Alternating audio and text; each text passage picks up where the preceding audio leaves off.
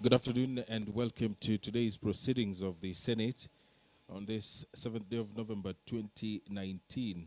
This broadcast is brought to you by the Parliamentary Broadcasting Unit in conjunction with the Kenya Broadcasting Corporation. The broadcast is available on Senate TV on Signet as well as KBC Channel 1. You can also stream it on YouTube courtesy of the Parliament of Kenya YouTube channel. My name is Edward Kabasa. We'll take a look at the order of business this afternoon, where nominated Senator Abshiro Halaki will make a statement on electoral violence in the by-election campaigns. The Senate Majority Leader will issue a statement on the business of the Senate for the week commencing Tuesday, 12th November 2019. There are two bills from the National Assembly which will be read for the first time this afternoon. One is the Circle Societies Amendment Bill, National Assembly Bill number 1 of 2018. The other bill is the Sectional Properties Bill, National Assembly Bill number 23 of 2019. The Registration of Persons Amendment Bill, Senate Bills number 14 of 2019, is in the order of business this afternoon. It will be debated for the second reading. This bill is courtesy of the nominated Senator Dr. Isaac Mwaura. Also in the order of business is the Statute Law Miscellaneous Amendment number 2 Bill, National Assembly Bill number 13 of 2018. Senator Beatrice Kwamboka will move a motion on free administration of the snake bites anti-venom in public health facilities. That aware that there is an abundance of snakes in various parts of the country, namely Kitui, Baringo, Wajir, Kajiado, Embu, and Tana River counties, among others, which poses a high mortality rate of snake bites across these counties. Further aware that all patients bitten by snakes should be assessed by medically trained staff to determine the species responsible, the amount of venom injected, and the variable time course for development of signs requiring that patients be under observation for at least 24 hours.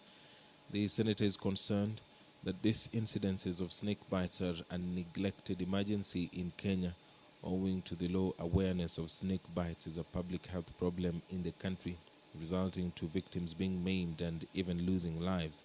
She is further concerned that poor infrastructure and poverty contribute to delays in seeking and receiving treatment for snake bites, including the high cost of acquiring and storing the anti-venom. Recognizing that it is essential for snake bite victims to get supportive care followed by the administration of the anti-venom as soon as possible following a snake bite. Now, therefore, the Senate urges the Ministry of Health in collaboration with the county governments to establish programs to sensitize people on the management of snake bites and to ensure timely supply and free administration of the anti-venom in public health facilities, concentrating on sub-county health facilities in the affected counties, and further ensure that these facilities are equipped with the necessary infrastructure for the storage of the anti-venom. Senator Ledamo Lekina also has a motion in the order of business this afternoon. It is on the exercise by the Deputy County Governors of the powers and functions vested in the office of the County Governor in the absence of the substantive holder of the office. That the Senate recommends that the National Treasury, the Controller of Budget, the Auditor General, and the respective county assemblies and executive county executive committee members to work closely with the Deputy Governor while exercising the functions of County Governor in order to facilitate the effective functioning of county governments and the efficient delivery of services to the public. The Chairperson, Standing Committee on Justice, Legal Affairs and Human Rights, will move a motion on reports of the Parliament of Kenya delegation to the Global Summit on Open Governance Partnership. The Senator for West Pokot County also has a motion in the order of business, and it's on the report of the third statutory meeting of the Committee on Economic Development, Regional Integration and Natural Resources of the Forum of Parliaments of the International Conference of the Great Lakes region. If you're just joining us, we getting ready for business of the Senate this afternoon. The Speaker of the Senate, Honorable Kenneth Makilo Lusaka, has walked into the chambers, and now I will hand you over for the live broadcast of the Senate proceedings.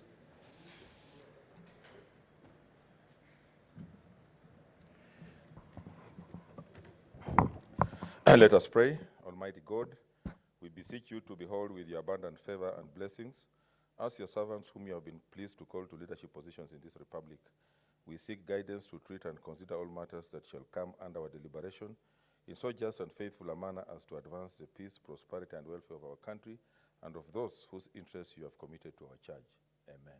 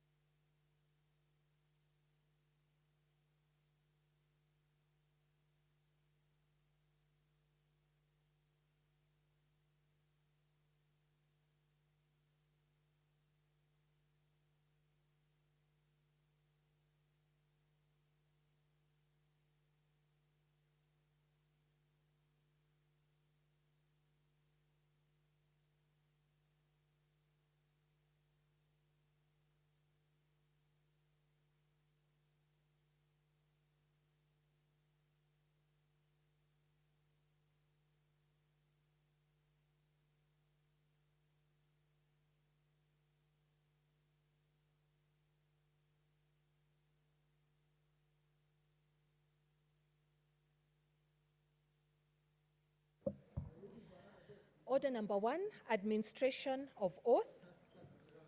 Order number 2, communication from the chair. Order number 3, messages. Order number 4, petitions.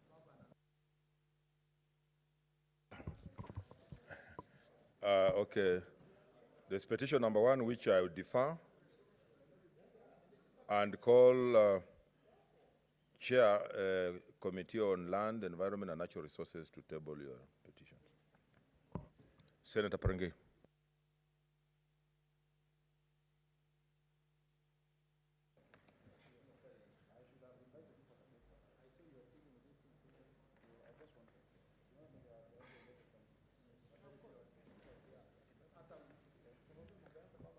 Mr. Speaker, sir, I beg to lay the following papers on the table of the Senate today, Thursday, 7th November, 2019. Number 1, report of the Standing Committee on Land, Environment and Natural Resources on the petition on the advanced environmental and social effects arising from the construction of Phase 2A of the Standard Gauge Railway, Naivasha section.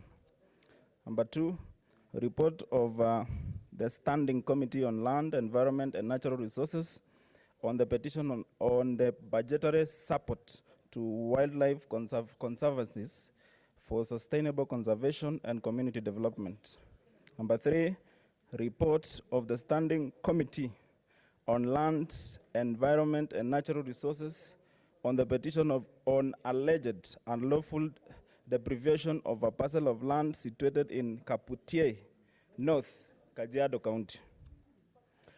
Number 4, report of the Standing Committee on Land, Environment and Natural Resources on the petition on ownership of Mugeno Land Reserve.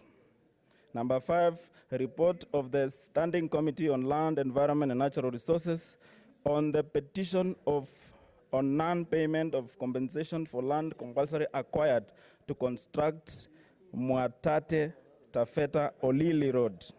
Number 6 is a report of the Standing Committee on Land, Environment, and Natural Resources on the petition on the effects of the iron ore mining at Kishushe in Taita Taveta County. Mr. Speaker, the Senate Standing Committee on Land, Environment, and Natural Resources at its sittings held on 23rd October 2019 adopted the reports that I have tabled. The first report, Mr. Speaker, is a report on the petition regarding adverse environmental and social effects arising from the construction of Phase 2A of the Standard Gauge Railway, Naivasha, Nairobi-Naivasha section. Mr. Speaker, the members of the committee sifted through the issues raised by the petitioners and analyzed the issues to be determined from the prayers of the petitioners. The committee invited the Ministry of Lands, Infrastructure, Kenya Railways, Ministry of Environment and Forestry, National Land Commission, and the consortium. The committee also invited the petitioners and gave an opportunity to other residents of Kajiado interested in making submission on the petition to provide further information to help them determine the prayers. From the foregoing, the committee, Mr. Speaker, recommended as follows. Number 1, the committee recommends that the Kenya Railways Corporation compensates all the affected residents with legitimate claims with immediate effect, and that all compensation must be completed by 30th December 2019. Another recommendation that the committee made is that all properties that were affected by the construction process of the SGR, as was observed during the visit, be investigated and compensations be carried out before the project is finalized. Another recommendation that the committee gave, that in cases where it is confirmed that there are persons who have been affected by environmental pollution and have their health affected, such persons should be compensated adequately. Another recommendation that the committee made is that a status report of the implementation of the aforementioned concern be communicated to the committee not later than 31st December 2019. Mr. Speaker, sir, on the second report regarding the petition of budgetary support to wildlife conservancies for sustainable conservation and community development, Mr. Speaker, the committee invited the petitioners to provide information to help determine the prayers of the petition. The committee as well invited the minister, the Cabinet Secretary for Tourism and Wildlife, to respond to concerns of the petition. The committee also conducted a site visit on 21st February 2019 to Nasulu Community Conservancy, Sera, Kalamu, and Northern Rangelands Trust. The committee, on the second report, recommends as follows. The Ministry of Tourism and Wildlife should formulate a policy and strategies to support and further recognize conservancies as important players in wildlife conservation and management. This policy and strategy should be detailed, not only budgetary support, but also to provide incentives, skills transfer, human resources, and other investment so as to promote the protection and conservation of over 65% of wildlife resources which are outside government protected areas. The second recommendation that the committee made is that the Ministry of Tourism and Wildlife should operationalize the Wildlife Conservation Trust Fund as provided for under Section 23(4) of the Wildlife Conservation and Management Act 2013. Proceeds from this fund should be partly used to help the needs of the community wildlife conservation to support the conservation of the wildlife in Kenya. In report number C, Mr. Speaker, sir, Order members, let's consult in Senator Kakamega. on the petition regarding the alleged unlawful deprivation of parcel of land situated in Kaputiei, North Kajiado County. Mr. Speaker, sir, the petitioner, Mr. David Muigai Nganga, prayed that the Senate, through the relevant committee, investigates the matter with a view of ensuring that his alleged parcel of land, namely plot number KJD Kajiado Kaputiei North 28126, is properly identified and reinstated back to him. The committee met with the Ministry of Lands and Physical Planning on 13 February 2019, and a resolution was made that the registrar should ensure that the petitioner is assisted and to identify his parcel of land. In the foregoing, the committee notes that the petitioner, Mr. David Muigai Nganga, wrote a letter to the committee informing the committee that the Ministry of Lands and Physical Planning worked on his request and prayer, and that a fresh survey was done and a new beacons placed to identify his parcel of land.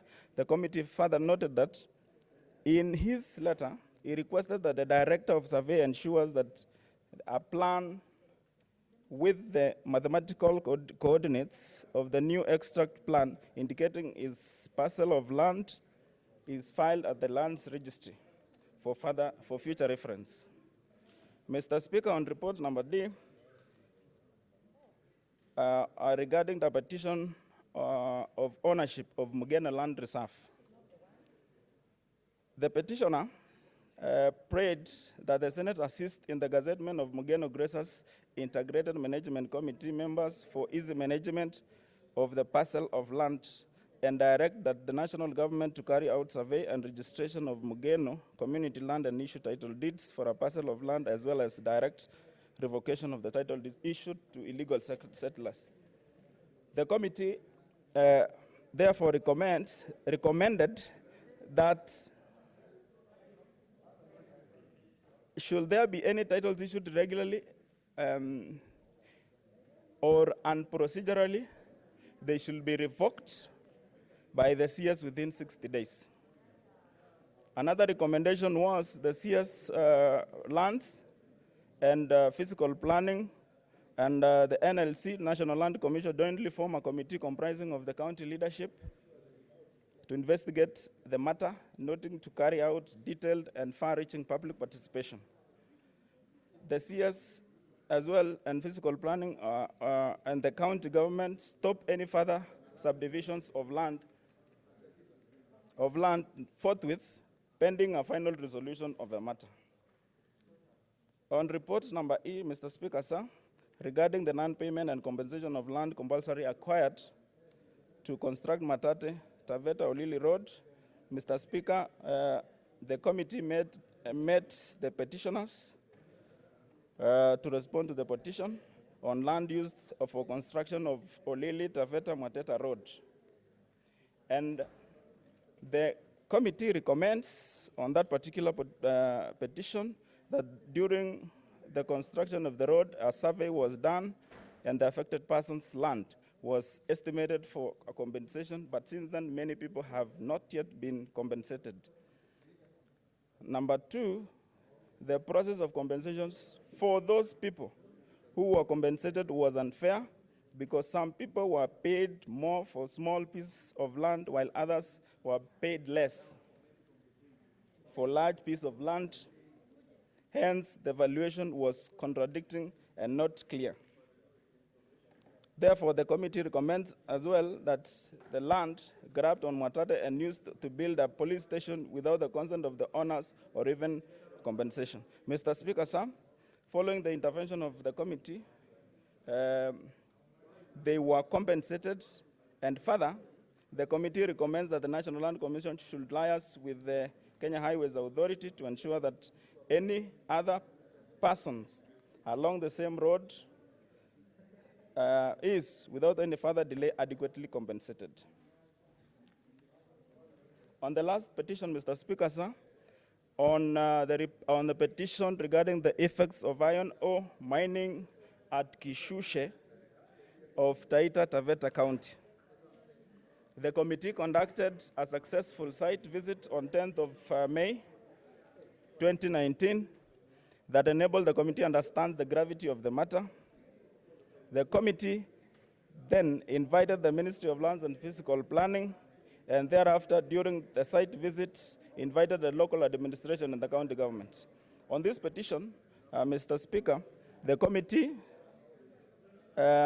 recommends as follows: that the Ministry of Petroleum and Mining embarks on critically assessing the working and general mining conditions in all mines in Kishushe, Taita Taveta County, and report back to the committee on the status within 60 days. That the Ministry of Petroleum and Mining critically assess the environmental condition in all mines in Kishushe, Taita Taveta County, and report back to the committee on their status compliance within the law, within 60 days. The National Treasury finalizes the preparation of the regulation, operationalizing sharing of revenue under Section Order, members. 185. Order. Let's consult in law 183(5) terms. of the Mining Act, and publishes them within 90 days. And finally, the other recommendation that were made is that the Ministry of Petroleum and Mining, as the regulator and licensor, investigates some broader Resource Kenya Limited compliance with the Senator Community Moses Land Kajwang, Act. what's your intervention? Mr. What's your point of Speaker, order? it is common practice in parliamentary democracies that when a member is making a maiden speech, that speech shall be heard without interruption and interference. Am I in order, Mr. Speaker? That Order, Senator Prengei, Order, Senator Kajwang. What's your point of order, Senator Murkomen?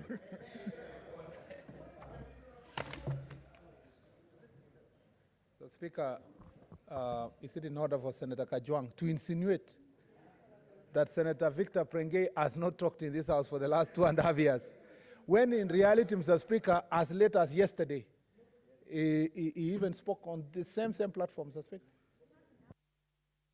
Actually, Senator Kajwang is out of order. You are out of order, Senator Kajwang. Prengei was, in fact, making his speech as on behalf of the chair environment. Proceed and conclude. What's your point of order, Senator Wetangula? Mr. Speaker, is the distinguished Senator of Homa Bay in order to cast aspersions on a courageous young man, Senator Prengei, who stood with men and women of courage and signed against the escalation of loans in this country. I had already ruled Senator Moses Kajwang out of order. So, Senator Prengei, conclude. Thank you, Mr. Speaker. I was concluding the last recommendation that we made as a committee on that particular petition, that the Ministry of Petroleum and Mining, as the regulator and licensor, investigates some broader Resource Kenya Limited compliance with the Community Land Act and takes appropriate action where a breach has been committed. Thank you, Mr. Speaker. Sir. I don't see any interest, so next order. Order number 5, papers.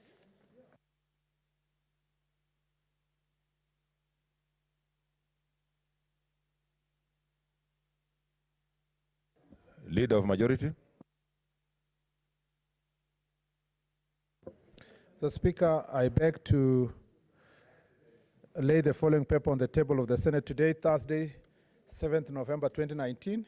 Report of the Auditor General on the financial statement of Vihiga County Community Empowerment Fund for the year ended 30th June 2018. I thank you.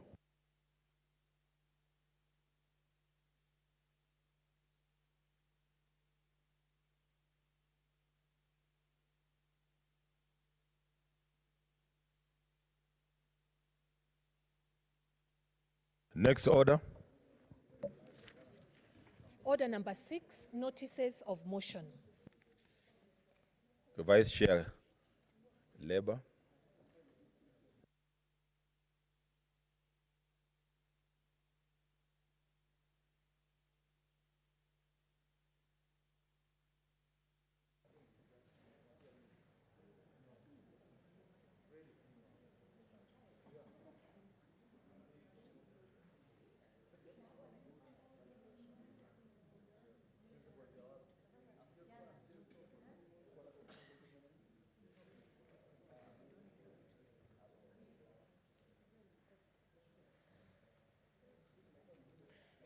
Thank you, Mr. Speaker. Mr. Speaker, sir, I beg to keep notice of the following motion, that the Senate knows the report of the Standing Committee on Labor and Social Welfare on the 12th session of the Conference of Parties to the Convention on the Rights of Persons with Disabilities held at the United Nations headquarters in New York, USA from 11th to 13th June 2019. Thank you, Mrs.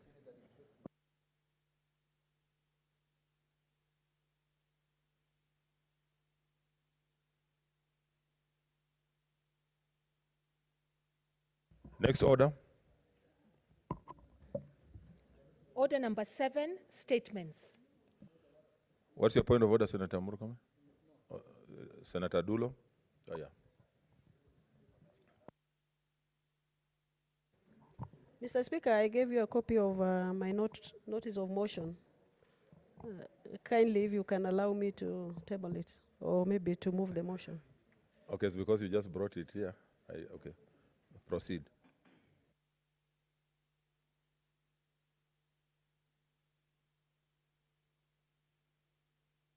Yeah.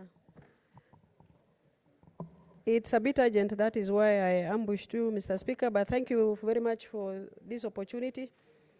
Mr. Speaker, I wish to move to give a notice of motion for an extension of time as a chairperson of ad hoc committee on to investigate the managed medical equipment service. That aware that the Senate resolved to establish a select committee comprising 9 senators to investigate and establish the facts surrounding the leasing of the medical equipment in the now 119 beneficiary hospitals countrywide, appreciating that the mandate of the select committee is due to lapse on Friday, 8th November 2019, regretting that due to heavy workload and sheer magnitude of assignment, the committee is yet to table its report in the House, and it requires more time to conduct a further and thorough inquiry into the subject matter of its mandate. Now, therefore, the Senate resolves to renew the mandate of the committee by a further period of 45 days to enable it conclude its work and table its report in the House. I thank you. Okay, next order.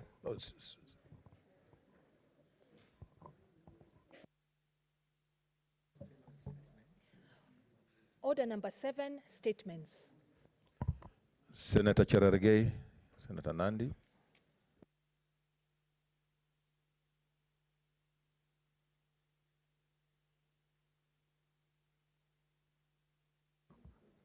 Thank you, Mr. Speaker, sir. I rise pursuant to Standing Order 51-1A to make a statement on the issue of national concern on the financial autonomy and independence of the judiciary in Kenya. Mr. Speaker, sir, access to justice for millions of Kenya is at a risk.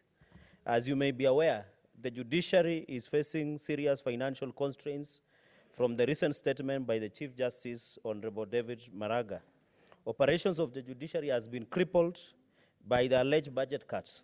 The Senate Standing Committee on Justice, Legal Affairs, and Human Rights has noted this with great concern. Mr. Speaker, sir, the judiciary has been long considered an instrument of state power whose function is to control the constitutionality of the executive and the legislature. In the case of Marbury versus Madison 1808, the Supreme Court of the United States of America stated that the most important domain in the separation of state power is an independent judiciary as the guarantor of the rule of law. Mr. Speaker, sir, in Kenya's constitutional development, particularly in the 1990s and early 2000s, the judiciary and the legislature were consistently emasculated and their powers to check the executive significantly eroded.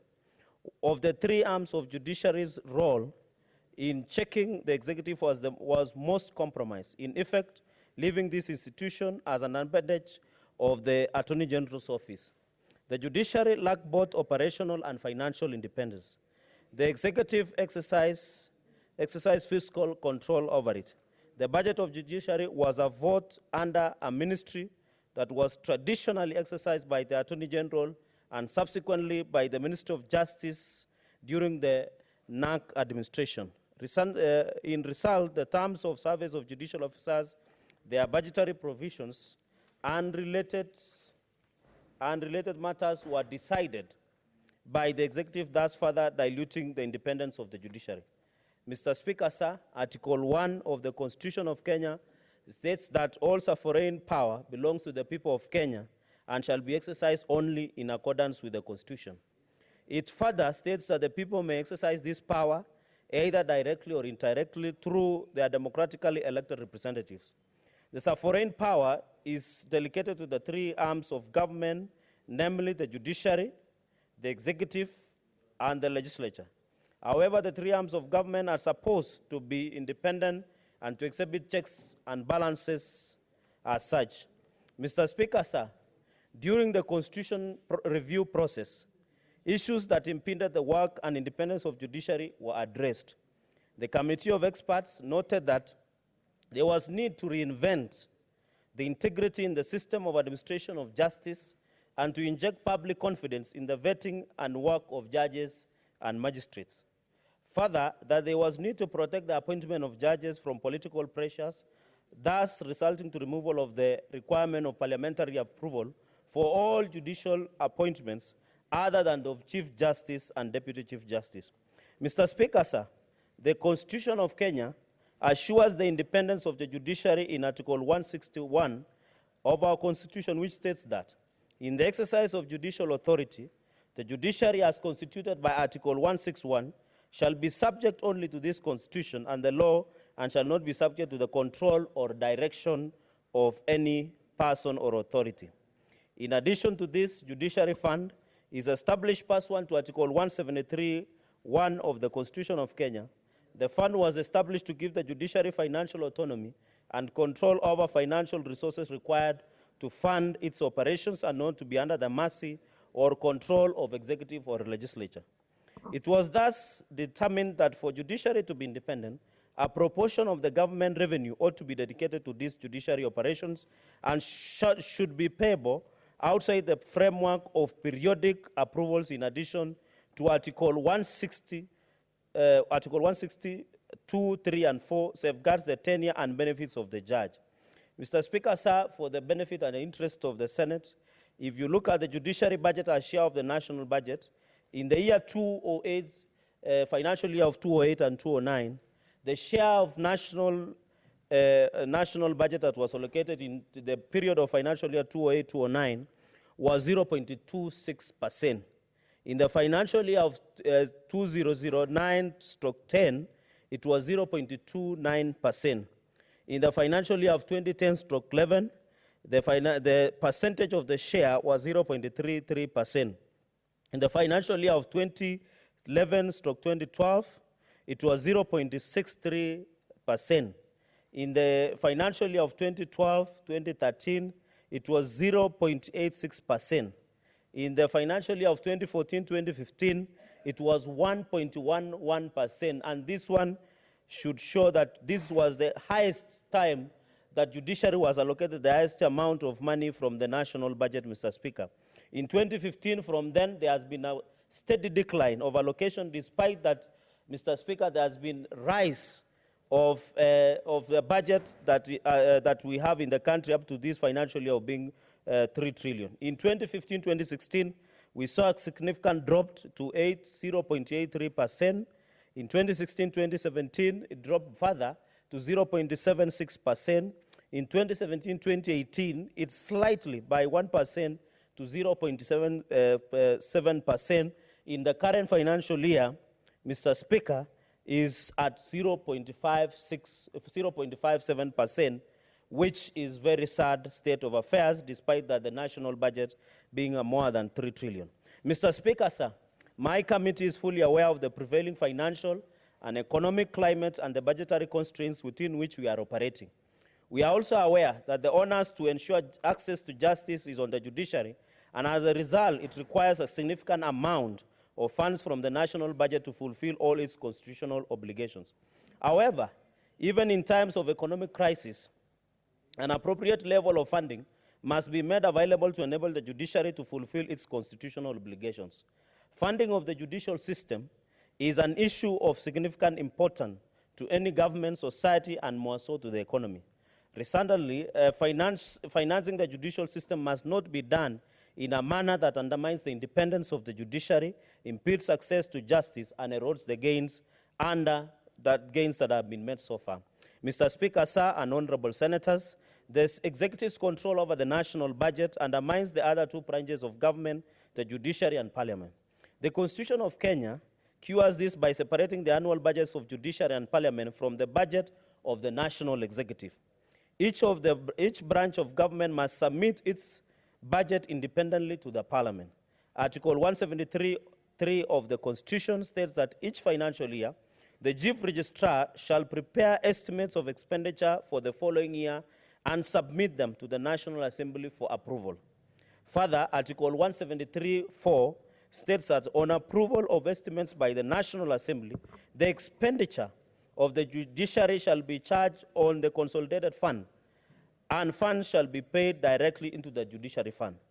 The action by the executive to impose budget cuts on judiciary and parliament is not only unconstitutional nor illegal, but undermines the power and constitutional mandate of the parliament.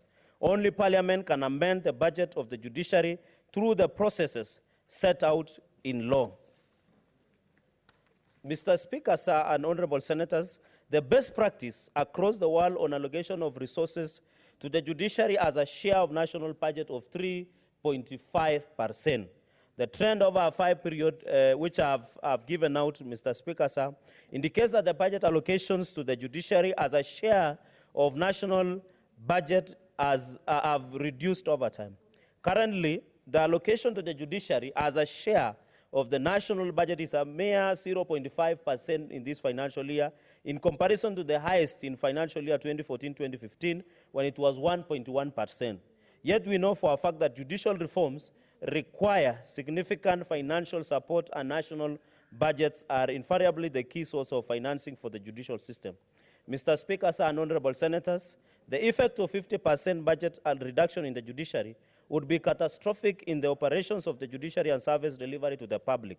Some of the critical ongoing projects by the judiciary and service delivery to the public, which we envisage that every 47 counties should have an high court in their headquarters. Some of the critical ongoing projects by the judiciary is the recruitment of judges and magistrates to clear backlog of cases, harnessing technology through its working through an e-filing project, automation of the proceedings of the anti-corruption courts to speed up the hearing of cases, and even setting up a virtual court to ensure the diaspora, improving the infrastructure in prisons so that cells are not overcrowded and so that children are not held in custody, together with adults, recruitment of more judges to expedite the pending cases, some of which are older than 5 years, Mr. Speaker.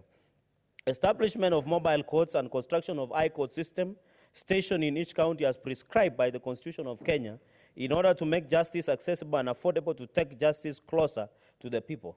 Currently, there are at least 20 tribunals to assist in the expeditious resolution of disputes. Any form of budget reduction means the tribunals and court as a whole will not be able to execute their work, hence creating a backlog of cases. Mr. Speaker, sir, and honorable senators, judicial independence consists of two main elements, namely decisional and institutional independence. The judiciary should be independent of extraneous influences. This enables to render impartial and objective decisions in individual cases. The law and law alone must guide the courts in determining the issues before it. In addition to this, the judiciary is an independent organ of state and is an equal coordinator to other organs of government.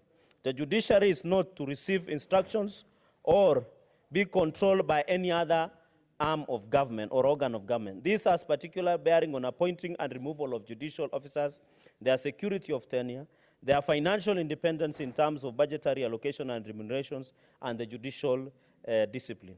Mr. Speaker, sir, and honorable senators, if these two elements lack in assuring independence of a judiciary, then we do not have a sound judicial system. An independent and accountable judicial system is an essential component of high quality, effective and efficient justice system, and a prerequisite for a well-functioning governance system, including the security and economy of the nation. I urge all senators to rise and support the principle of independence, separation of powers, and adequate financing of the judiciary. Concerted effort must be made to ensure that the judicial system is adequately resourced and protected. Mr. Speaker, sir, and honorable senators, my committee will do everything possible within the law and explore any possible legislative interventions to safeguard the financial autonomy and independence of the judiciary. Mr. Speaker, sir, as I conclude, when they came for the socialists, I did not speak because I was not a socialist. When they came for trade unionists, I did not speak because I was not a trade unionist. When they came for the Jew, I did not speak because I was not a Jew. When they came to judiciary, I did not speak because I was not a member of judiciary. And when they will come for me, like they did the other day, there will be no one else to speak for me. I thank you, Mr. Speaker, sir. Leader of Majority.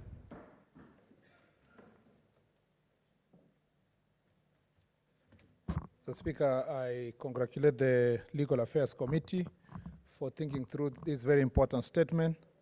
Mr. Speaker, the Constitution, Article 6, 2 says the governments at the national and county levels are distinct, interdependent, and shall conduct their mutual relations on the basis of consultation and cooperation. Subsection 3 says the national state organ shall ensure reasonable access to its services in all parts of the Republic, so far as it's appropriate to do so, having regard to the nature of the service. Speaker, I watched the Chief Justice with a lot of shock when he, in public glare, enumerated a number of frustrations he's going through and the judiciary is going through. But this to me was not such a surprise because we have over and over again as a Senate enumerated similar concerns about the way the Senate is being treated. And Mr. Speaker, the responsibility to protect institutions are first of all, a primary duty of those who have been entrusted with that responsibility. And we usually read a prayer in this house that, Mr. Speaker, there is a responsibility entrusted to us as senators. There is also a responsibility entrusted to the Chief Justice and the judiciary to protect the institutions of the judiciary. And particularly, it was not by accident that the people of Kenya established the Judicial Service Commission, where the Chief Justice is the chair. And where, Mr. Speaker, not by accident, the Attorney General is a member, who is a nexus between, on matters of justice, law, and order, between the judiciary and the executive. Because separation of powers doctrine, as it is, Mr. Speaker, is not a doctrine of frustrating various arms of government. It's a doctrine of cooperation and consultation and interdependence. And Mr. Speaker, it begs a very important question, and I think it's not enough for this committee to come and issue this statement. It is good, but we want, Mr. Speaker, the Attorney General, who is sitting both in the executive and the judicial organ, which is the Judicial Service Commission, Mr. Speaker, to come and sit before the Legal Affairs Committee, Mr. Speaker, and tell us where is the problem in terms of cooperation between the executive and the judiciary. Mr. Speaker, there are people who've trivialized the concerns raised by the Attorney General, the Chief Justice, but those things are not trivial. Mr. Speaker, when the Chief Justice says he is complaining about access, Mr. Speaker, to the VIP pavilion in the airport, he's not asking it because we know Justice Maraga is a very humble person. It's not because answering about himself. If you are dealing with Chief Justices from other countries, Mr. Speaker, you have a diplomatic duty. And the principle of international law of reciprocity requires that we treat other Chief Justices from other friendly countries the way they treat us when we go to their countries. And, Mr. Speaker, it is our duty. Yeah, the former Minister of Foreign Affairs, Mr. Speaker, is also reminding me that even in friendly countries, as long as they have visited the country, they must be treated, Mr. Speaker, with the respect that is accorded to people of that stature, Mr. Speaker, under international law. And so, Mr. Speaker, those concerns are not trivial. When we talk about treating the Chief Justice where he's sitting in public functions, Mr. Speaker, like public holidays. They are not trivial. They are not trivial because, Mr. Speaker, it is not Maraga we are discussing. We are discussing the office of the Chief Justice and the respect accorded to the judiciary, Mr. Speaker. In the same way, we have always insisted that the Speaker of the Senate must be treated properly. And, Mr. Speaker, even when Senator Eturo, the Speaker, was sitting there were days he was trying to be humble and doesn't want this or that. Even when Professor Kindiki was the majority leader, and sometimes he would go to public function and want to sit behind. I was among the people who was telling him, it is not Kindiki we are discussing. It is the office of the majority leader of the Senate. You could be, you may not want those entitlements, but there is a stature and requirements that are or standards that are accorded to certain offices. So, Mr. Speaker, those concerns really bother us. But most importantly is the implementation of Article 6.3 of the Constitution that requires that the functions of the judiciary must be taken closer to the people, that the people must not be denied services, Mr. Speaker, and that adequate resources must be given to the judiciary to ensure that court officers, the judges, are able to discharge their responsibility, Mr. Speaker, unabated. And, Mr. Speaker, I think if this issue is going to be solved, then it is important for the judiciary also to take their strong position. Mr. Speaker, when the Chief Justice issued that statement, I was among the first people to go on Twitter and say, it is not that the Chief Justice, Mr. Speaker, has no powers and responsibilities. It's also not true that the judiciary doesn't have the powers to enforce the principle of respect of the institution of the judiciary. Mr. Speaker, the judiciary must not sound helpless, because if they do so, the people of Kenya will lose hope in the judiciary. And I say, the Chief Justice, you have the ability to bite. You have the teeth, you must bite, Mr. Speaker. Make rulings and decisions that are respecting the institution of the judiciary. Because the people who are making the decisions are at the level of permanent secretaries in ministries, principal secretaries, cabinet secretaries. The people who are trying to undermine his responsibility, Mr. Speaker, are junior, small people. It may appear as though it is the president to blame, Mr. Speaker. But look at the things we are talking about. We are talking about cabinet secretary not releasing money from a ministry to the office of the, to the judiciary. That is not, we are not going to wait and say, oh, you blame the president, he has immunity. Deal with these junior people who are frustrating, Mr. Speaker, because their responsibility is to correctly represent the president in the jobs they do and to advise the office of the president in what needs to be done. You cannot wait and say, maybe. We cannot use conjecture and say, maybe we want to blame the president. Deal with the cabinet secretaries. Deal with the principal secretaries. Make those orders that are supposed to be made. Let the judiciary stand and become, Mr. Speaker, a beacon of hope, confidence to this House. Let me say, Mr. Speaker, in conclusion, we went to the courts, Mr. Speaker, and I don't want to address for what issue. Let me say the Council of Governors, because it's already adjudicated upon. They went to the Supreme Court, and the question they asked the Supreme Court, Mr. Speaker, is that there is an appropriation bill that was preceded by division of revenue that we want you to make a determination that makes counties lose resources. The same issues the Attorney General, the Chief Justice is raising. What did the Supreme Court, presided by the Chief Justice, do? They went to a technicality and said, Council of Governors is not a state organ, and therefore they have no jurisdiction to be heard. The same Constitution says you must not use procedural, Mr. Speaker, and technicalities to deny substantive justice. The same complaints counties are having is the same complaints the judiciary is having.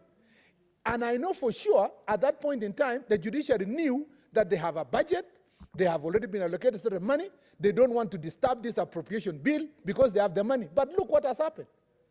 If the judiciary is not going to be bold when other institutions of government are having a problem, the Mutunga Court was bold enough and made a decision that preserved the integrity of the devolution, Mr. Speaker, and the jurisdiction of this House. I want to say that the judiciary must continue being bold, notwithstanding the criticism they receive from the rest of us, because if you exceed, Mr. Speaker, an inch, they will come for a mile. And because you thought, I'm being nice on this one, I don't want to, do away with an appropriation act, I don't want to disturb a legislation that is in place. Look at where it's going. They are done with the Senate, they are done with the county government, they're coming for you. The judiciary must become bold in also performing the responsibility. And let me say this before I sit, and I've said it before. As a majority leader in this house, there might be certain trappings of power that are associated to my office, and associations of power that comes with coming from the majority side. But, Mr. Speaker, those are temporary allocations. Tomorrow, Mr. Speaker, it can be today that I don't have that position. You can be a cabinet secretary, the most powerful, reported in all the newspapers. The next day, you are not in that office. When you are left on your own, Mr. Speaker, and the state comes for you, it is only judiciary that can be your rescue, Mr. Speaker. That is where you can get orders to protect your rights under Chapter 4 of the Constitution. So my advice to my friends who might be in Jubilee administration at the moment, as a principal secretary, as a cabinet secretary, as I'm working like myself, majority leader, or any other position you hold, is that power is temporary. Let us protect the office of the judiciary, all judges, respect institutions of the judiciary, because tomorrow, when you are an individual, the only place you will run for preservation and protection for your rights under Chapter 4 of the Constitution is the judiciary. And therefore, let's not be short-sighted in denying them money. Let's not be short-sighted in pushing them to make decisions that favor state at the expense of rights of Kenyans. Because then, you will be on the receiving end for more years than the time you spend in public office. I thank you, Mr. Speaker. Leader of minority. Thank you, Mr. Speaker. First, I want to begin as a witness. There was one time when I was at the airport going to Kisumu, and in the lounge for Kenya Airways, I found the Chief Justice of South Africa, a man who is admired in South Africa for many reasons, and is a born-again Christian. And while he was there, in fact, there was no government officer with him at the airport. He was accompanied by the former Chief of Staff of Chief Justice Mutunga, and he was awaiting the arrival of Chief Justice Maraga. I went and engaged him in a conversation. And while I was talking to him, on the chair where he was sitting, somebody else came and sat on the arm of the chair where he was sitting. And I got into an argument with him that this is the Chief Justice of South Africa. I felt terrible that the Chief Justice of the Republic of South Africa, a man who is almost idolized in South Africa, could be treated the manner in which the Chief Justice of South Africa was being treated on that day. But characteristic of him, he had a Bible, he was reading a Bible, and I interfered a little bit with that reading of the Bible. But I want to be very plain. I want to be very plain on this issue. The executive has become rogue in this country. That must be said. And, Mr. Speaker, the reason why I'm saying the executive has become rogue in this country is because even on this appointment of the judges, if the NIS wanted to judge judges on the standards that they're using against the judges, not a single cabinet secretary who is sitting in this cabinet would sit in that cabinet. If you look at the issues that some of these judges are being confronted with. So this is double standards. And it should be known that the judiciary never interferes with the appointment of public officers in the executive. They never do. Why should the executive interfere with the appointment of judges? Their role ends with the Judicial Service Commission. Once that role has been performed as required under the law, and as the leader of majority has said, the Attorney General sits in the Judicial Service Commission. That should be the end of the engagement. But what I'm saying, what I want to say plainly, Achieng' Oneko, Jomo Kenyatta, They went to prison because we had a judiciary which was not independent. Matters came out clearly that, that in conviction should not have taken place in the first place. But because we didn't have an independent judiciary, Jomo Kenyatta spent 7 years in prison. 7 years. Because a magistrate was mobilized and taken to Kapenguria instead of having a case in Nairobi, which is also irregular. In 1980, just the other day, 1990, Kenneth Matiba,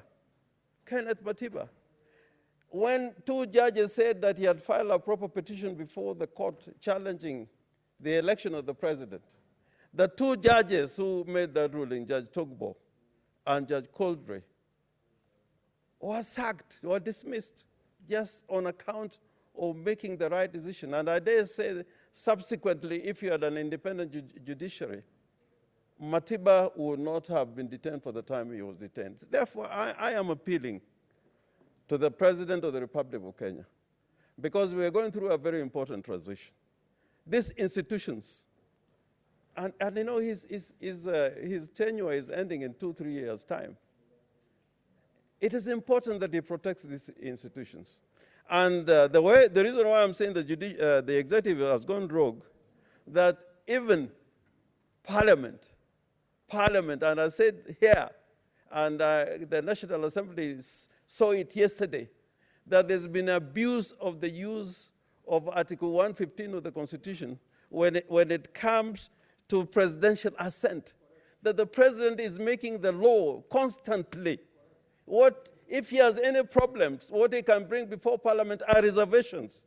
He cannot amend the laws of the Republic of Kenya. That is the responsibility of Parliament. And it is happening every day. That any matter when it goes to the president, he writes out the amendments. It is Parliament to amend. And secondly, Mr. Speaker, sir, I can receive information. What is your point of information, Senator Murkomen? Speaker, I'd like to inform the House and Senator Orengo, just to remind him, not just to inform him, that former Speaker Ethuro made 3 rulings on the issue of presidential memorandum. And that, Mr. Speaker, it's not possible for presidential memorandum when it comes to Parliament to be said it has been passed in the reverse if you don't achieve 2/3. Under Article 115, a decision must be made, which must be a positive decision, either to pass it by more than half of the members of Parliament in place, or to defeat it by 2/3. That ruling, Mr. Speaker, is available for circulation. I can circulate in the social media platforms of the Senate, but also for senators, it's available in my office to get a copy. And that should be the future of discussions on presidential memos.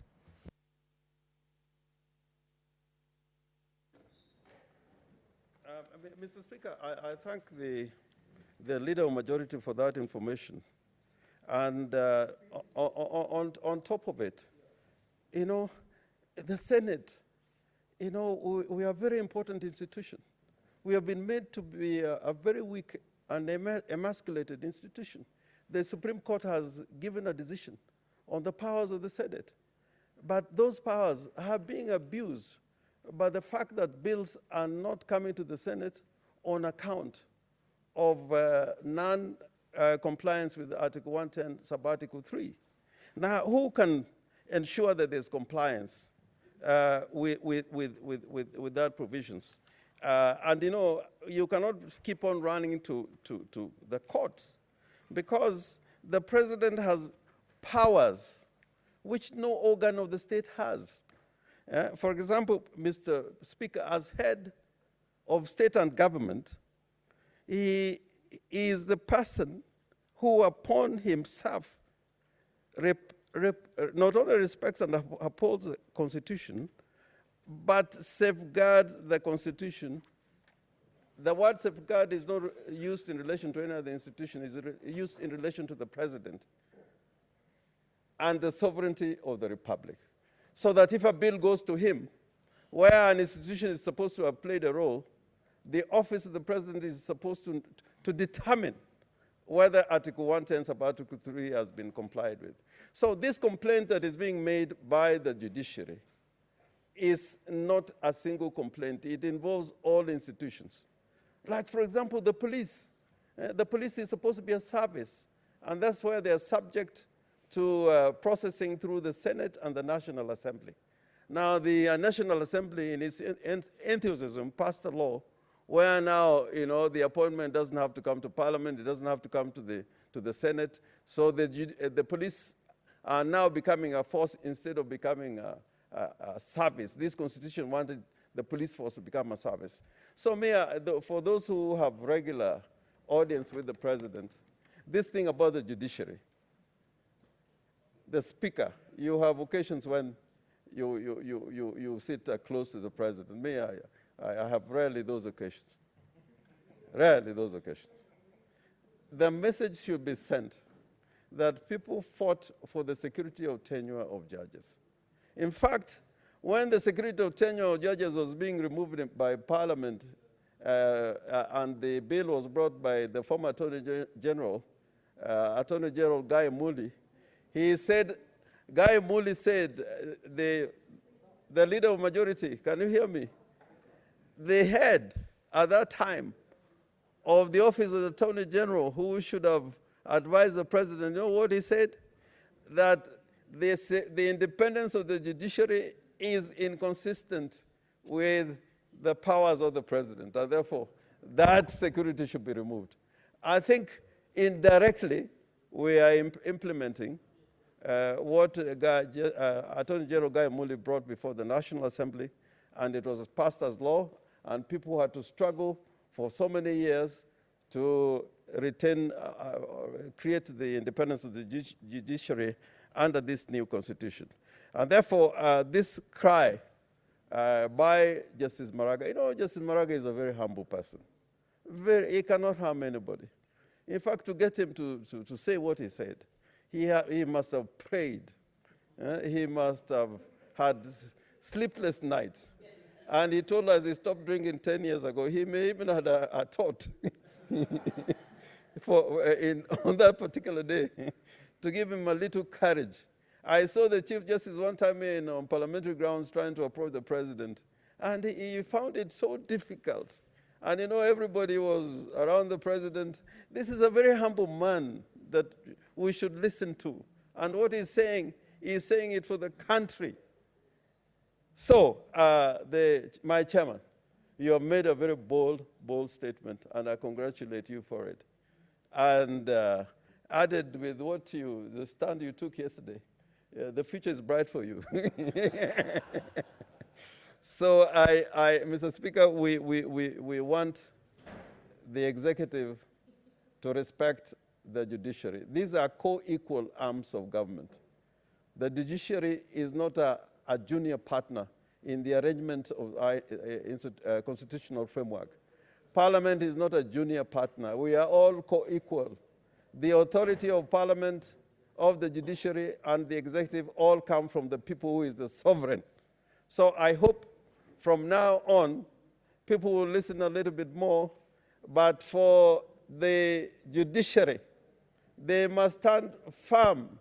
We need probably Judge, who was that Judge Moses, Senator Moses Tangula, Madan, who could disregard the executive when it felt it was right to do so. Justice Baraga should also stand firm. And in saying this, we're not saying that the executive doesn't have a role. The executive has a very important role, but they should respect institutions. So thank you, Mr. Speaker. Senator Wetangula.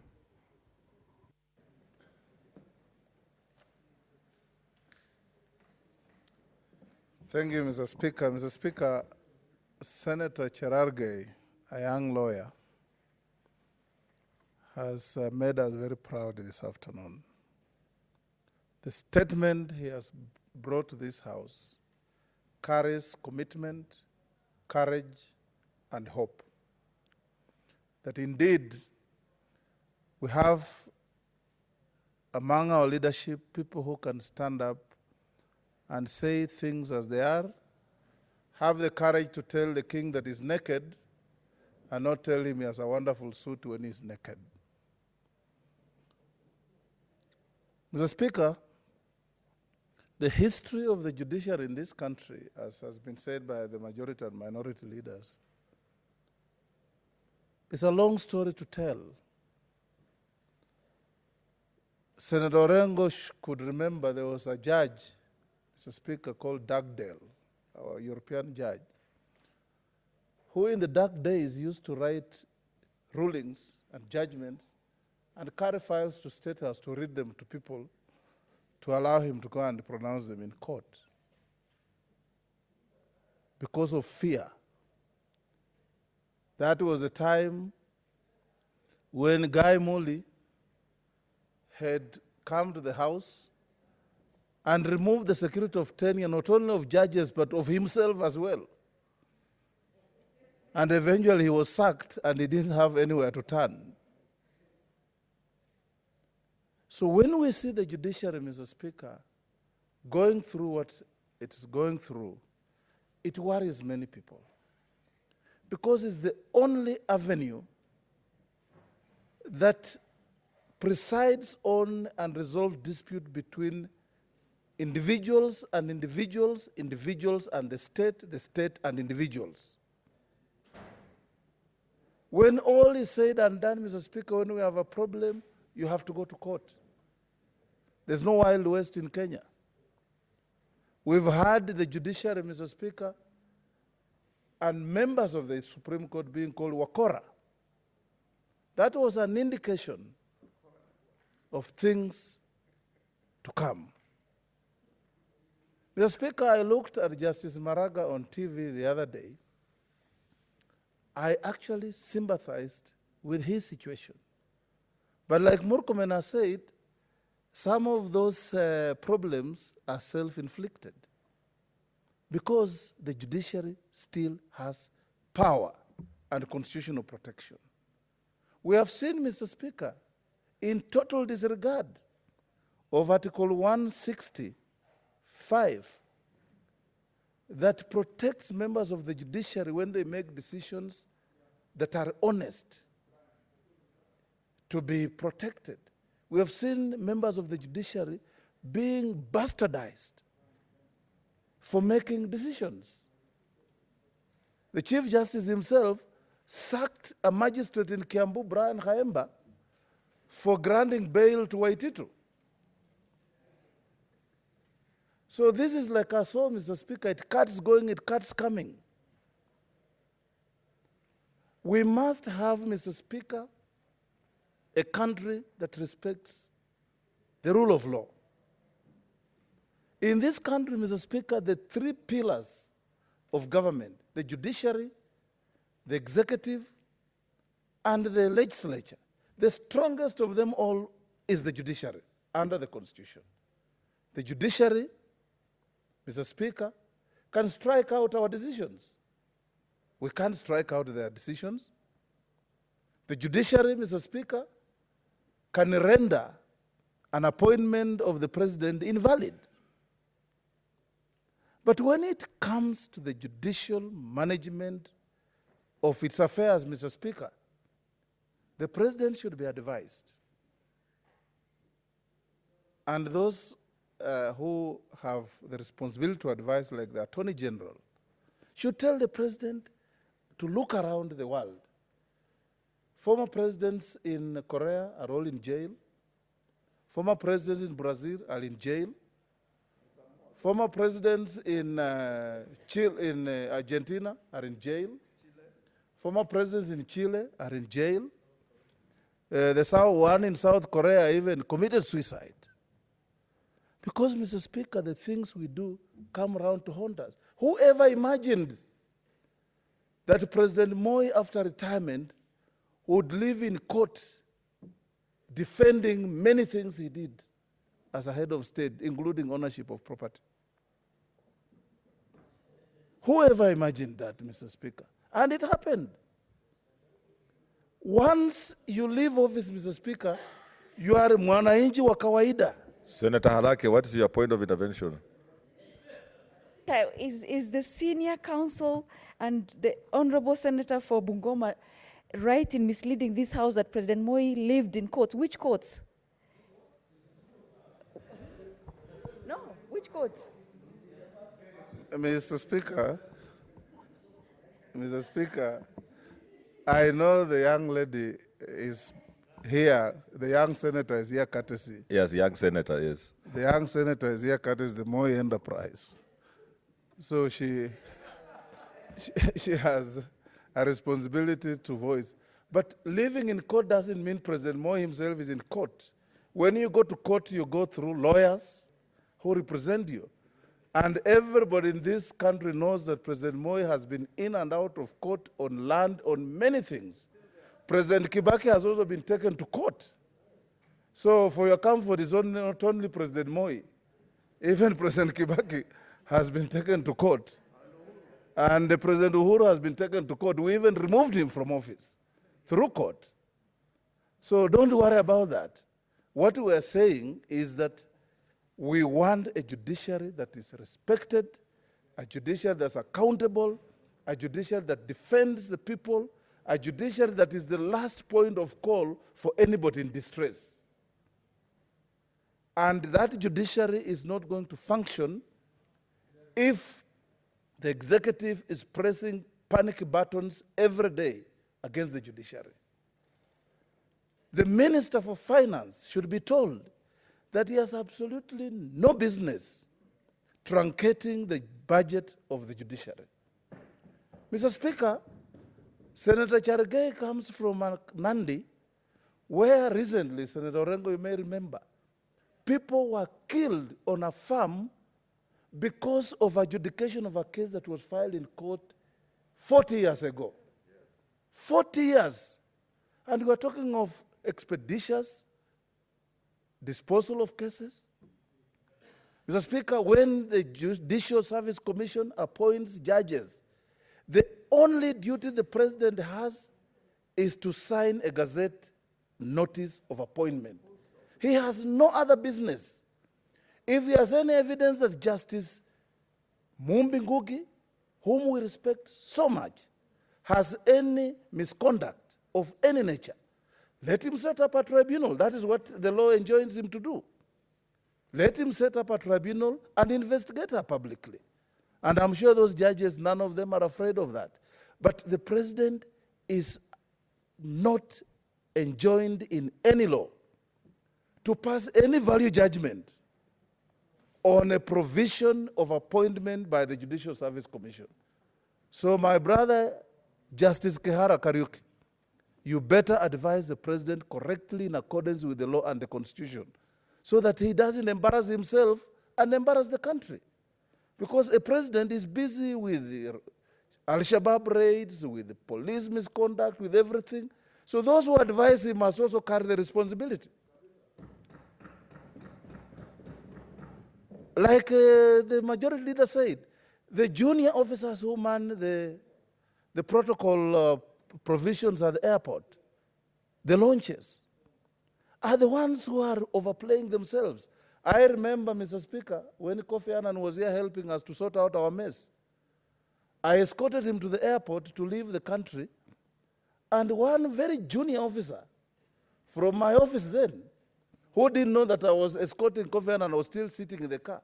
He said, he cannot enter here. Hapa haikubaliki. When I came out and he saw me, he nearly fell.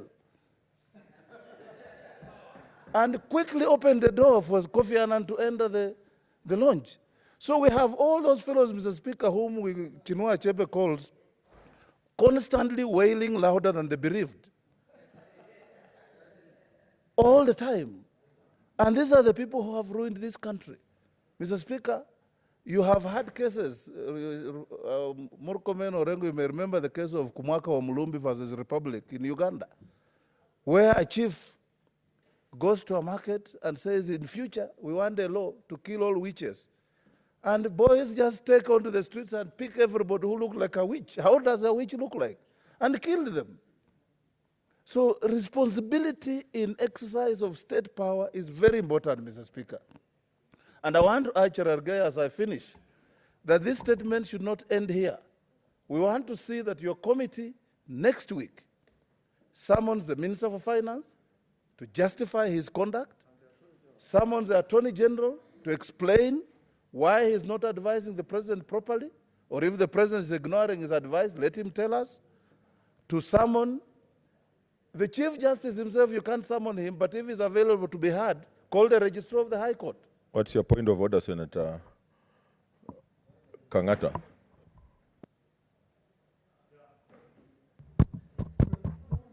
Thank you, Mr. Speaker, sir. Mr. Speaker, sir, I know you may not be able to tell which side of persuasion every senator who is standing up or seeking your eye is in, but I just pray that those of us who are strongly against the statement, we also get an opportunity so that our voice So can... what's your point of order? You are actually out of order.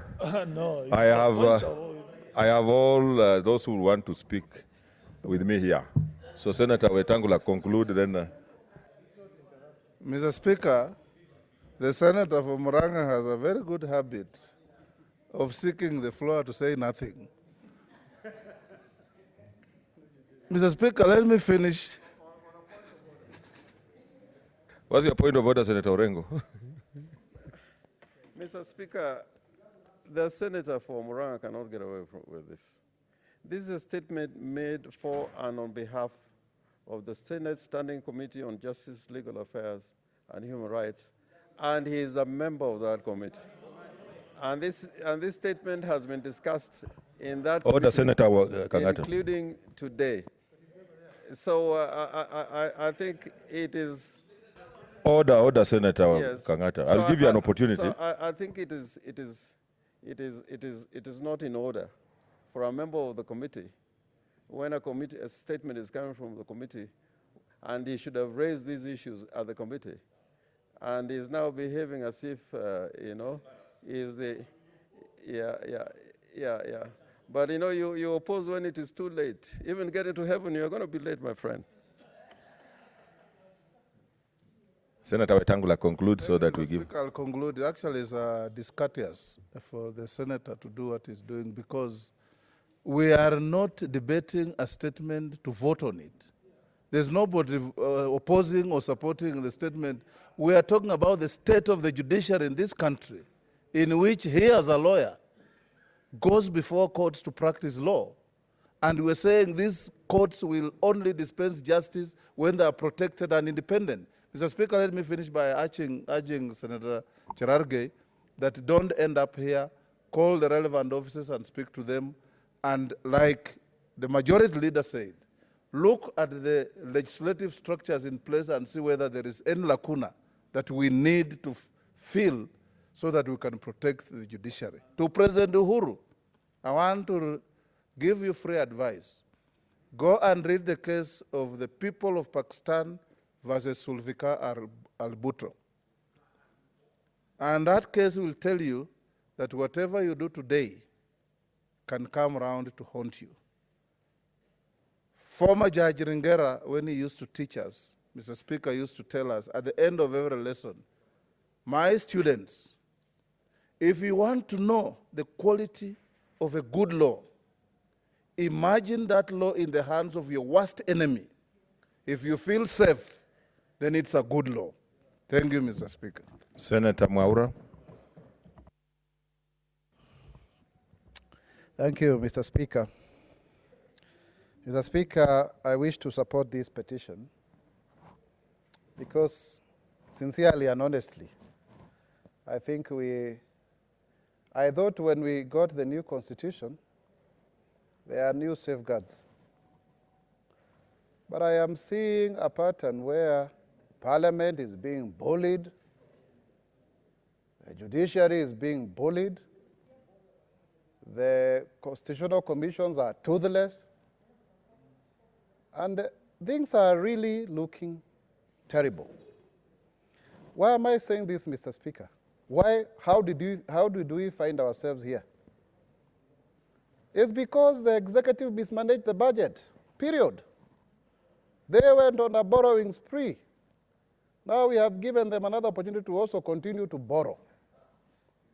That is the truth. And, Mr. Speaker, I wish people can go back to the Hansard records. I kept on opposing those borrowing because as a student of development economics, I mean, it had been seen, from my own studies, that if you have to be comfortable, you have to borrow between 28 to 35%. Can you remain a bit relevant, Senator? You seem to be discussing something that was disposable. No. I'm coming to that, Mr. Speaker, if you allow me. And so, therefore, when the judiciary is complaining about lack of resources, about the maltreatment, it is because the executive has mismanaged the economy. And that's the truth. We should not mince our words. We should say things as they are for posterity. Because after we have long gone and forgotten, nobody will remember how you came to this parliament. People will remember what you stood for. In fact, Mr. Speaker, I'm being riled on social media right now. People asking, Maura, where is your voice on the public debt issue? Because when you see Chief Justice Maraga asking that he does not have Wi-Fi, he does not have paper to print, what exactly are we saying? It's a money period. And in fact, Bill Clinton said, is the economy stupid? You manage the economy well, the judiciary will have its money, Parliament will have its money, and everything will be working. Mr. Speaker, we depend a lot on the judiciary to arbitrate our cases. And at the last time I checked, there were 11,000 cases that were actually not concluded. So when you have such a situation and the cases cannot be determined because the courts are not functioning, who is suffering really? If we have commercial disputes with regards to how business is supposed to be conducted, Mr. Speaker, it therefore means that our economy cannot grow. So really, Mr. Speaker, I think Senator Kangata is very loud and he's distracting. Senator Moranga, honestly. So, Mr. Speaker, if we have such a backlog, it means that we are denying Kenyans justice. And it means that the country cannot proceed. We have a very robust constitution. And this constitution speaks to the separation of powers so that the judiciary can transact its business. I know even this parliament, sometimes we have disagreed with the judiciary because of the way in which sometimes they give us orders that, try to stop us or to muzzle us from conducting our business. But when there is such kind of disagreement, there should be a modicum of civility in resolving that. And if the executive, for example, has had issues to do with any of the judges, any of the judgments, I think the best way is to resolve them amicably. But then to hear grapevine, Cabinet Secretary saying, oh, the Chief Justice is going to, to be removed before the end of the year, it is still the same conversations that Chief Justice William Mutunga was also conversing about, saying that he realized that he was actually, riding a system full of cartels, and there is nothing much that you can do. We need to ensure that even when we give powers to the judiciary, they follow through as to confer the justice to Kenyans.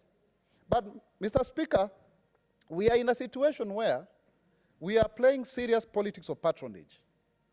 And these politics of patronage are muzzling every independent institution in this country, so that you owe your position to the powers that be. How will you ever be independent?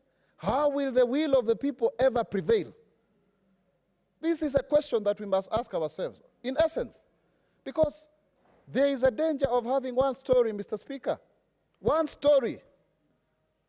And we are living in very serious circumstances where there is actually a convergence of interests, and so therefore divergent opinions may not necessarily be very well tolerated. Mr. Speaker, I think it is embarrassing for a Chief Justice of a country to come to public national television to complain about the fact that he cannot even be allowed to have a Mercedes-Benz, the equivalent of yourself, Mr. Speaker, as the Speaker of the Senate. And the privileges of a VIP and recognition in public. You know, there was a time I actually saw that. I saw the Chief Justice was not recognized, but you know, the way you just maybe imagine it's just by the way. But if it has been consistent, then I think we have not fully appreciated that the Chief Justice is actually a president of an arm of government. He's actually the president of the Supreme Court. For example, for me, I didn't agree with his ruling during the nullification of the presidential election. Of course, I am from the Jubilee Party. But that does not mean that we should now go ahead and make sure that that judiciary is not performing. And why am I saying so? Because tomorrow we'll appear there, and we also expect to have justice also, you know, given to us, you know, as Parliament. And consistently, I think, even when we have had issues, even that are of pecuniary interest, we have seen the judiciary being quite objective. I may have an issue about the way corruption, of course, has gone into the confines of judiciary, but it is a phenomenon that is everywhere. I mean, we are just in a bandit economy. We have people rent-seeking everywhere. It's a problem of ourselves. In fact, some judge was saying that every judge has a price. But the point is, we as Parliament, our role is to actually ensure that we clean up the system. And also, this speaks to something, Mr. Speaker, that we have really abrogated ourselves. In fact, it's a derogation of the Constitution. The power of the past vests with Parliament. The power of the past has been taken away by the executive. The power of the past has been misused by the executive. Under Article 110 and Article 114, the National Treasury is supposed to be independent of the national government. It's not supposed to be an appendage of the national government. That is where the problem is. The combination of the Ministry of Finance and the National Treasury. And I'm on record as having warned Henry Rotich that we are going down the drain. Mr. Speaker, what I want to say, I think we need to get out of the fear that we have, even we as parliamentarians. Because it has also been proven 7 out of 10 members of Parliament don't come to Parliament anyway. And you cannot tell me these people are bad guys, that they don't work for their people, that they are not motivated to make change. It's elections anyway. And Miles Munro says that politicians are for elections, but leaders are for generations. If we continue going this route that we are going, we are actually going into a hole, and very, very fast. And we must rise to the occasion. We must be ready to pay the ultimate price, because how will we leave a country with a first world constitution that does not speak to the real life of a people? How will we be judged by future generations? And all of us are participating because we want to protect, you know, our safe zone. And I really want to say this. Right now is the judiciary. If you look at even the budget cuts, judiciary and Parliament account for only 2% of the total budget. But the cuts are 9%. Why is that disproportionate? And when you look at that, what will be politicized is what seems to be favoring members of Parliament and judges. Right now, the dream of the judiciary is to ensure that we have high courts in all the 47 counties. But we have not seen an appointment of judges that is concomitant to that endeavor. The appellate judges are yet to be appointed. So what is happening? What is this lacuna in law? What is it that we are fearing? So we need to ensure that we rise up to the occasion. And the leader of minority is not here. But if we continue this way, I see Kenyans going back to the streets. Because you can only push people for so long. You can only do for so much. But those of us who are called to stand for justice, we will stand for that justice. And we will speak truth to power. Because that's the only way we are going to liberate our country. Mr. Speaker, I support. Honorable Senators, let me disrupt them to make a communication. I would like to acknowledge the presence in the Speaker's Gallery this afternoon of a visiting delegation from the leadership of County Assembly of Elgeyo Marakwet.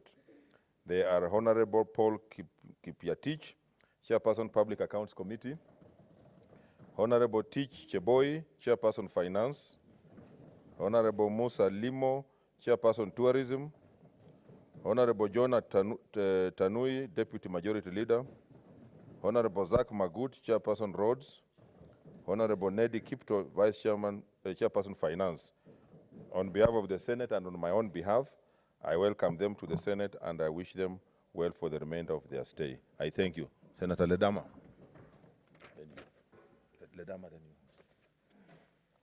Mr. Speaker, sir, I thank you. I rise to support this very timely statement by the chairperson of the Legal Committee. Mr. Chairman has grown to be someone whom I actually knew him in the past when he was a milk vendor. But I'm very proud of him now as a senator of Nandi for the good work that he has been doing. Mr. Speaker, sir, as I stand here today, I'm a worried man. I'm worried because this constitution, we might as well just throw it in the dustbin. The role of the judiciary is to defend that constitution. But when you see a notice from a registrar a deputy registrar of a court in Kenya that reads as follows: due to judiciary budget cuts, we have been unable to facilitate the 3-judge bench scheduled for the 28th October 2019. Someone once said, justice delayed is justice denied. If legal redress is available for a party that has suffered an injury, but it's not forthcoming in a timely fashion, it is ineffective, Mr. Speaker, sir. Last week, was it last week or early this week? When I saw the Chief Justice giving a presser and stating clearly that he is not respected, he is denied certain services, a lot of things just came to mind. And I wondered, if you don't like Maraga as a person, why can't you not respect that institution? Mr. Speaker, sir, the 3 arms of governments were brought about so that they can check each other. You know, they are equal arms of government: the legislature, the judiciary, and the executive. But the biggest problem, Mr. Speaker, sir, and I hope that this time, this parliament can actually take this opportunity to be able to correct this, is to ensure that, and when I say parliament, Mr. Speaker, sir, I'm not speaking only of the Senate or the National Assembly, but I'm speaking about both houses. When people talk about constitutional amendments, the first thing we must do is to ensure that when we have a constitution which is supposed to be defended or protected by one arm of government, we must ensure that when we are doing the Appropriation Act, we have different Appropriations Acts. I've heard my colleague talking about the executive controlling the other arm of government by ensuring that Treasury is part of the executive. I think that's where we went wrong. The only way that we can be able to ensure that each arm of government does its work effectively is when we relook at Article 219 of this Constitution. Currently, it only protects county governments. And in this Senate, when we are here, we are sitting happy because we know this Constitution has protected the little money that we sent to the county governments. I think it's about time that when we think about amending the Constitution, we think about coming up with different Appropriations Act, when we define the shareable revenue differently, we share the revenue through equally or through appropriation, through the 3 different forms of arms of government. It is a very, very sad occasion in this country when so many cases, people on a daily basis are injured. They run to court. But when they cannot get justice, we might as well say Kenya is a free country now for you to commit any crime. Because when you go to the judiciary, they have no money to be able to hear you. This is a very worrisome trend, Mr. Speaker, sir. And this House and all distinguished senators and honorable members of parliament must rise up to the occasion. There's no way we are going to have a country called Kenya if we violate this Constitution. Mr. Speaker, sir, when you talk about the separation of power, the doctrine, a doctrine of constitutional law under which the three branches of governments are kept separate, you know, we must respect that. If we don't respect that, then I think we're just living in a jungle. This is not a country. I had recently the news, or rather the media, replaying the clips of when the president was saying, we shall revisit, calling the judiciary Hawa Kora. And I wondered, what is the use of the handshake? I thought the handshake was supposed to come in so that it can be able to heal all these, problems. We succeeded in bringing, in fact, to a point where some people say there's no longer an opposition in this country. Mr. Speaker, sir, it is really sad that sometimes some of us believe that the handshake was only made to be able to make certain people happy, yet destroy others. It is sad. And as a young legislator, it is about time, Mr. Speaker, sir, that we tell the executive that what you're doing is wrong. It is wrong. It is absolutely ludicrous for a Chief Justice to stand and say, I cannot even be accorded the respect of a Chief Justice.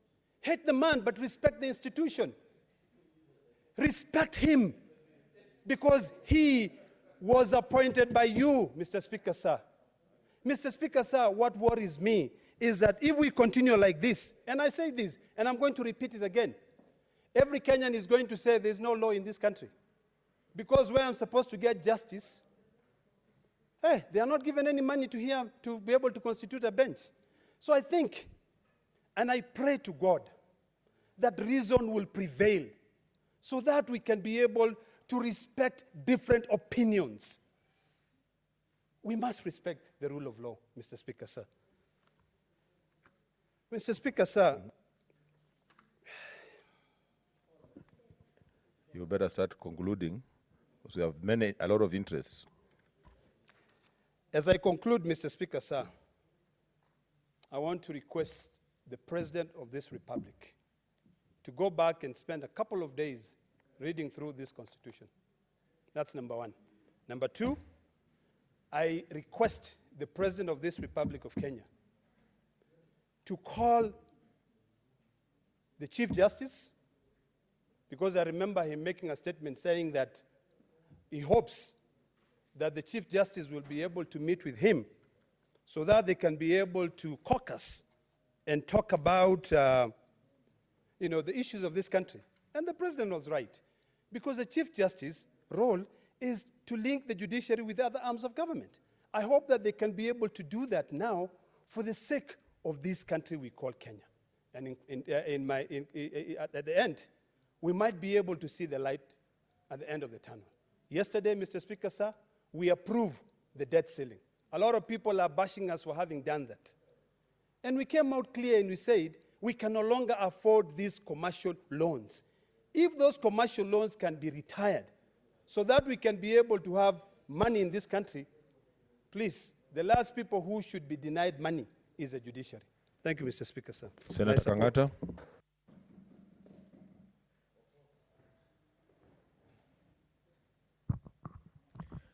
Yeah, thank you, Mr. Speaker, sir.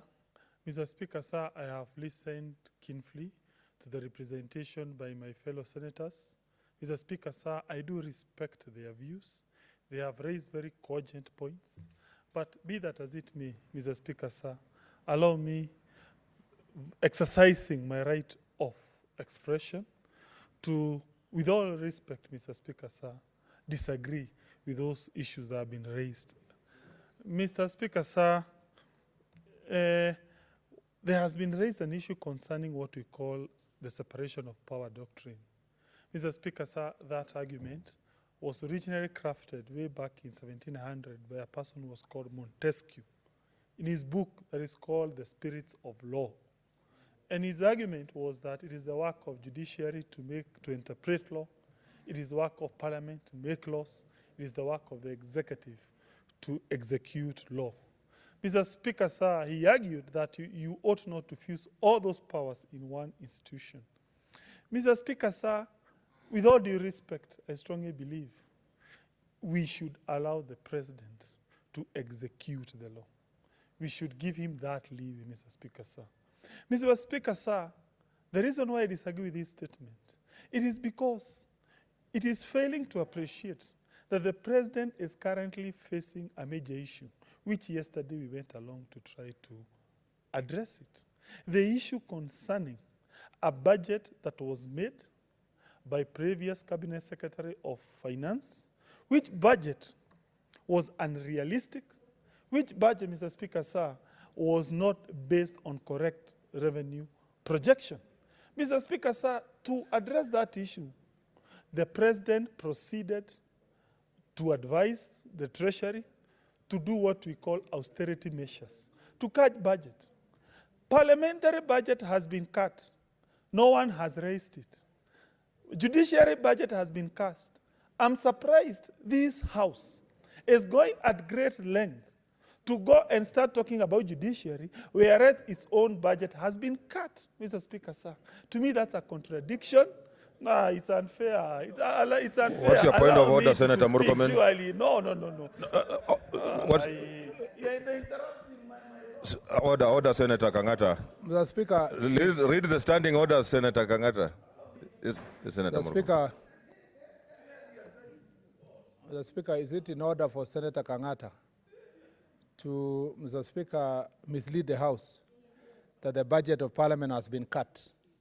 When, Mr. Speaker, a more qualified person to update this House about the budget of this House is Senator Kaniri and Senator Cheriot and Beth Mugo, Mr. Speaker. Is he in order? And if he continues to pursue that direction, can he table documents showing that Parliament's budget has been cut? Okay, Senator Kangata.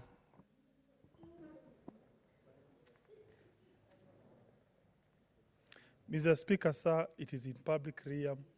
Judiciary budget was cut. Simultaneously, parliamentary budget was cut by the executive. So, no, allow me to continue. Allow me to continue. Yes, Senator Kangata, you may have to substantiate what. Fine. Fine. I withdraw if at all parliamentary budget has not been reduced. To the best of my knowledge, it has been. That's okay. Allow me to. Sure. Mr. Speaker, sir, surely allow me to. Okay, let him. Senator Ledama. Okay. Everyone has spoken. Okay. Senator Kangata. Senator Kangata, you also do that most of the times. So please, but read the standing orders. A point of order is allowed.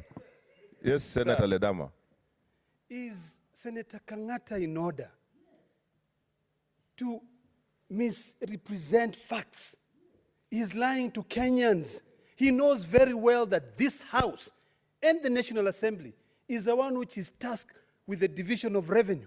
How can the executive, who sits in the national government, cut money which is supposed to be, he's given money, he's not supposed to control the money. The money does not belong to the president. Mr. Speaker, sir, or the cabinet secretary, we cannot allow this line of argument because he is misleading the public and also wasting time. Senator Kangata, continue.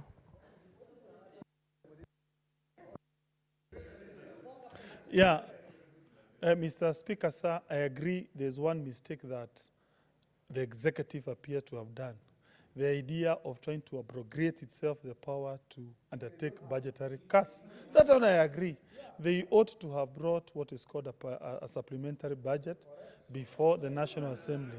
However, notwithstanding that, I strongly believe, Mr. Speaker, sir, we need to support austerity measures for the government to enable it balance its budget. We need to do that. Mr. Speaker, sir, austerity measures entail those of us who are in Parliament, we cut our budget. Judiciary cuts its budget. The executive cuts its budget. On that account, I strongly believe in that. Why? So that we do, number one, we have what is called a balanced budget. It is we obtain what is called a balanced budget. We ensure government revenues equals government expenditure. And that can only happen when we reduce our expenditure. Mr. Speaker, What's your point of order, Senator Wambua? I think Senator Kangata, No, they don't believe in freedom of expression. Order, Senator Kangata. Mr. Speaker, is the Senator Muranga in order to pretend to lecture this House on the procedure that should be followed to cut down on budgets for all the arms of government?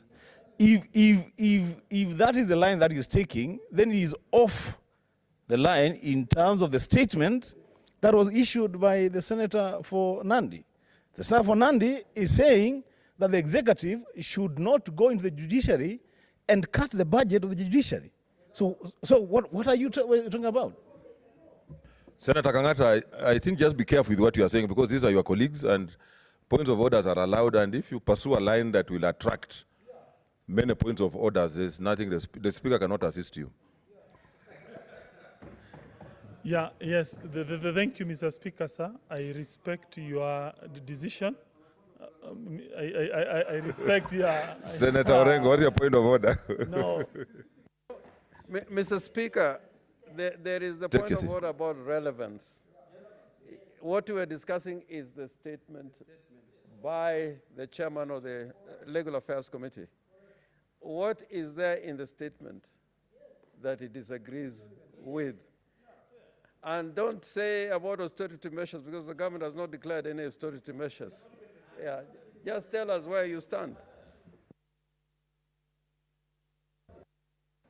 Thank you, Mr. Speaker, sir. Mr. Speaker, sir, I am agreeing with this statement to the extent that it is saying the executive did not use the correct procedure. Senator Charage, are you sitting or standing? I'm not sure. Effective.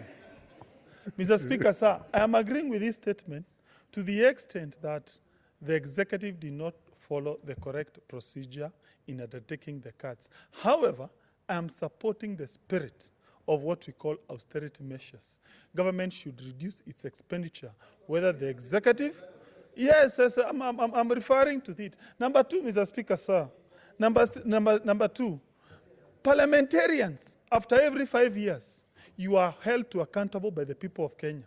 The president, after every 5 years, he is held accountable to the people of Kenya. It is only judiciary which does not have a sufficient self-checking mechanisms. I'm surprised a parliament that is always complaining about its laws being declared unconstitutional, despite having been scrutinized by the legal department of the parliament, which is comprised of lawyers, have been analyzed by eminent lawyers in this place. And then you have that laws being taken to judiciary, being declared unconstitutional by one judge who does not have the people direct mandate. In other jurisdictions, Mr. Speaker, sir, judges are elected. No. Judges are elected by the wananchi. What's your point of order, Senator Murkomen? No, allow me to speak. Mr. Speaker, the time, Mr. Speaker, ordinarily, we should not have been discussing that statement, because the statement that was made, you have been generous to give us the opportunity to ventilate. Mr. Speaker, if Senator Kangata is not going to stick to the issue of relevance, Mr. Speaker, because we are not discussing, because, Mr. Speaker, the most important thing we are discussing here is not amending the Constitution to create judges that are elected by the people. We are not amending the Constitution to bring judges to be vetted in this House. We are actually discussing the Constitution of Kenya as it is. And, Mr. Speaker, the point that is in discussion is the independence of the judiciary as initiated in the Constitution and the protection of the independence of the budget of the judiciary. If he cannot address himself to that question, Mr. Speaker, we have pending statements, actually 4 other pending statements, and legislation, Mr. Speaker, that we would rather speak, because, Mr. Speaker, the judiciary is perfectly in order to declare legislation that comes from House unconstitutional, and the legislation we pass here is not personal. It's a public process and document. Once it gets out of here, it has no business with us to defend or protect. It's about the judiciary to protect the people of Kenya. Senator Cherargei, what's your point of order? The point of relevance, you know, Senator Kangata is one of my committee members, but he has been conspicuously absent for many meetings. That is why, if this statement on point of relevance, Mr. Speaker, sir, was three things. On the issue of illegality or unconstitutional budget cuts that has been purported by the CS. Secondly, on the independence of judiciary and the issues of operations of judiciary. So I wish Senator Kangata could be appraised of himself the way he's appraised with Boeing, the air accident that happened in Ethiopia. I wish he would be seized of the matter the way he seized of Boeing issues. So Senator Kangata, please try to remain relevant so that we save on time. There's a lot of interest on this matter. Yeah, thank you, Mr. Speaker, sir. Let me apologize that if at all I'm not relevant, I will endeavor to be relevant, Mr. Speaker, sir. Mr. Speaker, sir, let me also beseech members, please. I'm only speaking for very few minutes. I may be the lone voice holding this position, but it does not hurt to listen to my view. Please, I beseech you with all my kindness, just allow me to ventilate my point. Thank you. I'm sorry if I'm not relevant. I will apologize. I'll do whatever I should do to ensure I'm relevant, Mr. Speaker, sir. But just allow me just few minutes to ventilate the very lone voice in support of this idea, Mr. Speaker, sir. Mr. Speaker, sir, Mr. Speaker, sir, the reason why I've stood here is to strongly argue that the government has done everything to give judiciary its independence. But when I see... You know, because of Cherargei's height, I'm not sure whether he's standing, he's sitting. Can you make up your mind what you want to do, Senator Cherargei? Proceed, Senator Kangata. Yeah, Mr. Speaker, sir, I have heard one of my learned senators arguing that the president must, as a matter of course, appoint judges who have been proposed, who have been proposed by Judicial Service Commission. Mr. Speaker, sir, with all due respect, I strongly believe that statement was, number one, sub judice. We all know there is pending litigation in court on that point. That's number one. Number two, notwithstanding that point, are we saying that the president does not have any power at all? His work is just to appoint without him interrogating that issue, Mr. Speaker, sir? Yes, Senator Kangata, Senator Kangata, order members. No, I'm replying to submissions that have been raised Senator Kangata, by Wetangula. What's your point of order, Senator Wambua?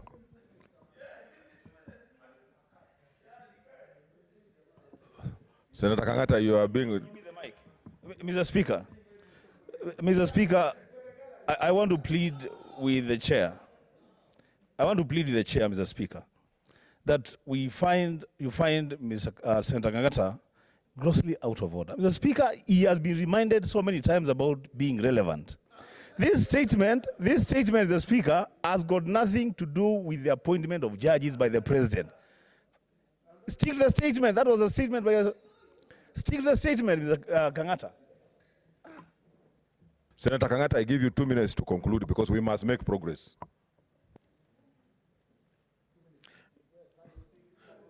Mr. Speaker, sir, it is my honest belief that we need to allow the president to do his work.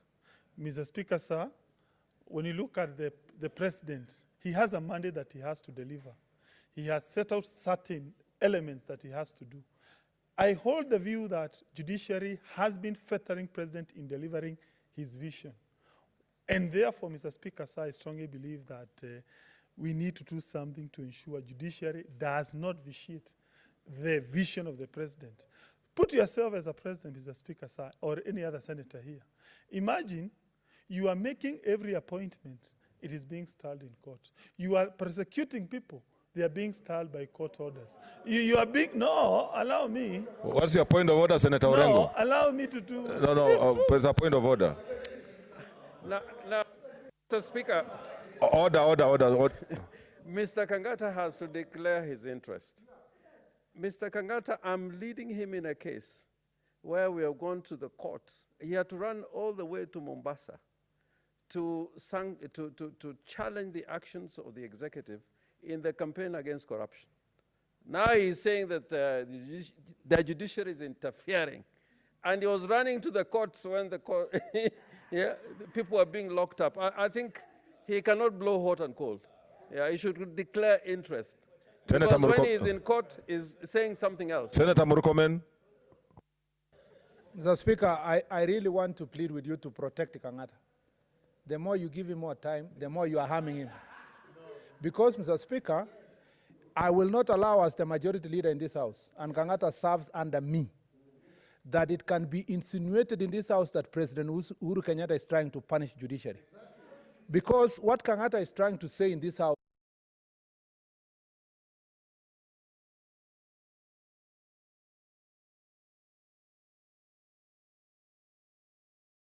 regarding his mandate. Mr. Speaker, that cannot continue flying. It's not the position of President Uhuru Kenyatta. It's not the position of Jubilee. It is not the position of the Senate. It is not one of the things that we should be propagating on the floor of this House. So, Mr. Speaker, the lesser this man speaks, the higher likelihood that you will protect him, Mr. Speaker, from himself. From himself.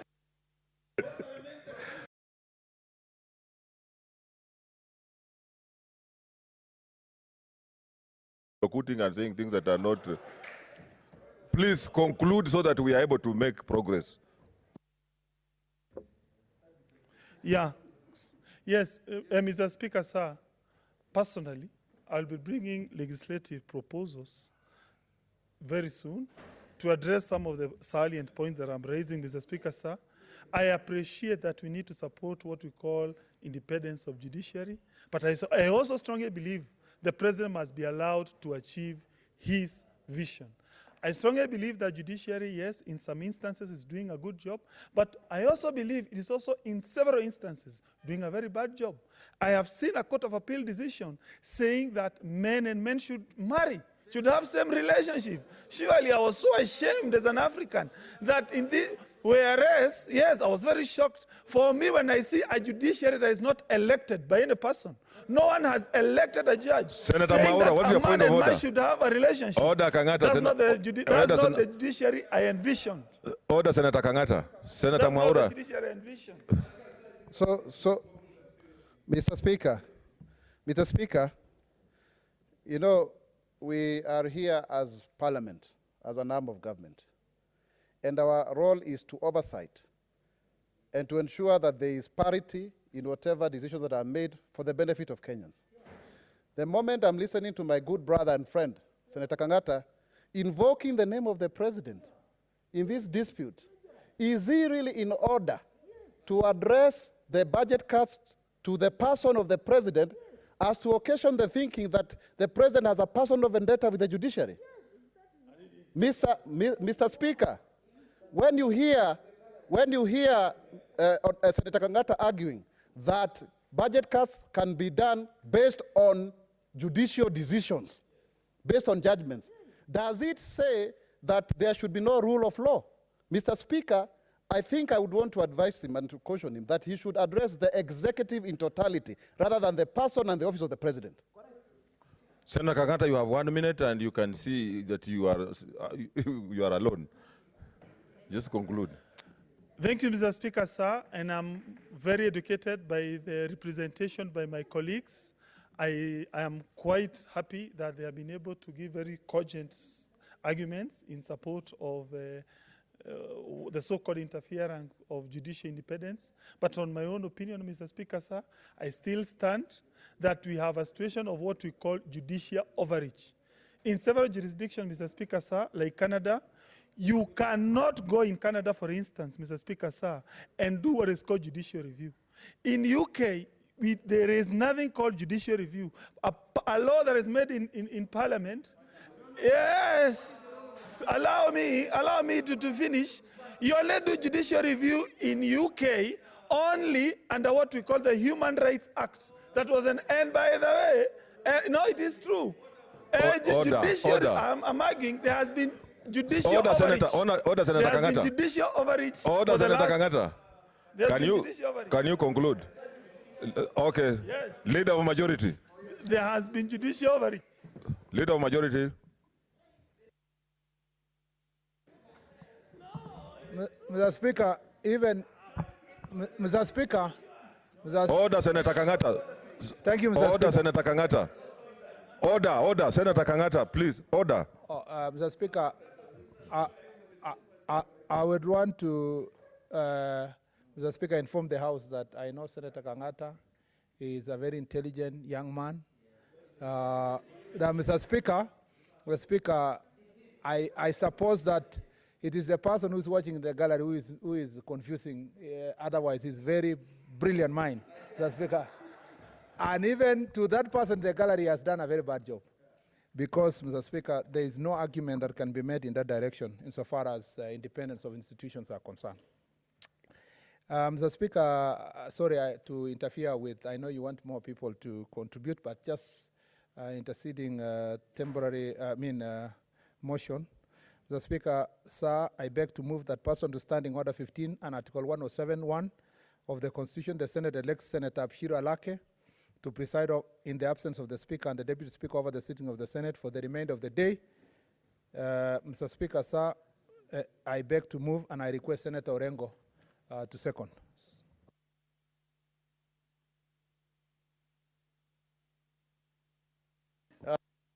Mr. Speaker, I second, but I hope the new Speaker will deal with the Senator from Muranga family.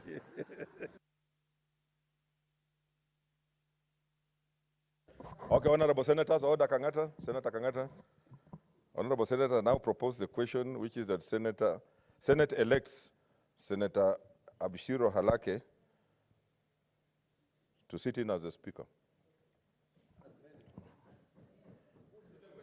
I now put the question, which is that the Senate elects Senator Abshiro Halake to stand in as the Speaker. As many of that opinion say aye. Aye.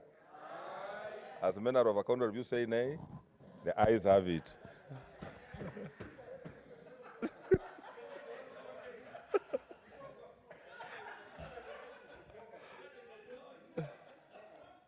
Senator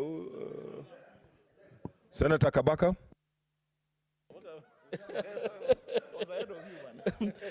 Thank you. Thank you, Mr. Speaker, for giving this opportunity. Also to ably support this statement by Honorable Senator Cheragai of Nandi. Very important and very timely it is. Mr. Speaker, sir, the issue of independence of judiciary, which my learned friend, Mr. Kangata, seemed not to have, forgotten, is well espoused in Articles 160 of the Constitution of the Republic of Kenya 2010. Mr. Speaker, sir, the independence of judiciary, well espoused in that article, clearly gives 5 limbs. And this is the scenario where I think Honorable Cherangai derived his thought. Mr. Speaker, sir, the independence of the judiciary is espoused strongly that the judicial authority of the judiciary can only be exercised subject to the Constitution and the law, and shall not be subject to any control or direction of any person. That is given. Mr. Speaker, sir, the Constitution further states that the office of the judge of a superior court shall not be abolished while there is a substantive order of the office. Mr. Speaker, sir, this one gave the security of tenure, which had been eroded, like we've been told by Senator Orengo here and Senator Wetangula. Mr. Speaker, sir, the issue even of remuneration and the benefits payable to the judges cannot, shall not be a charge on a consolidated fund, Mr. Speaker. Mr. Speaker, sir, therefore, on matters finance, it's very clear that inclusive of the remuneration and benefit payable to judges cannot be varied or varied to their disadvantage. Mr. Speaker, therefore the Constitution insulates and fortifies the judiciary for its own efficient efficient management of his day-to-day activities. Mr. Speaker, sir, finally, it is also tried law in the Constitution that a judge or a member of a judiciary is not liable on any action or suit in respect of anything done or omitted to be done in good faith in the lawful performance of the judicial function. Mr. Speaker, sir, so what is happening in the country is that the executive has tried for many times through action and deed to emasculate or interfere with that independence. And therefore, any time the funds are reduced, Mr. Speaker, we don't expect efficient management of justice.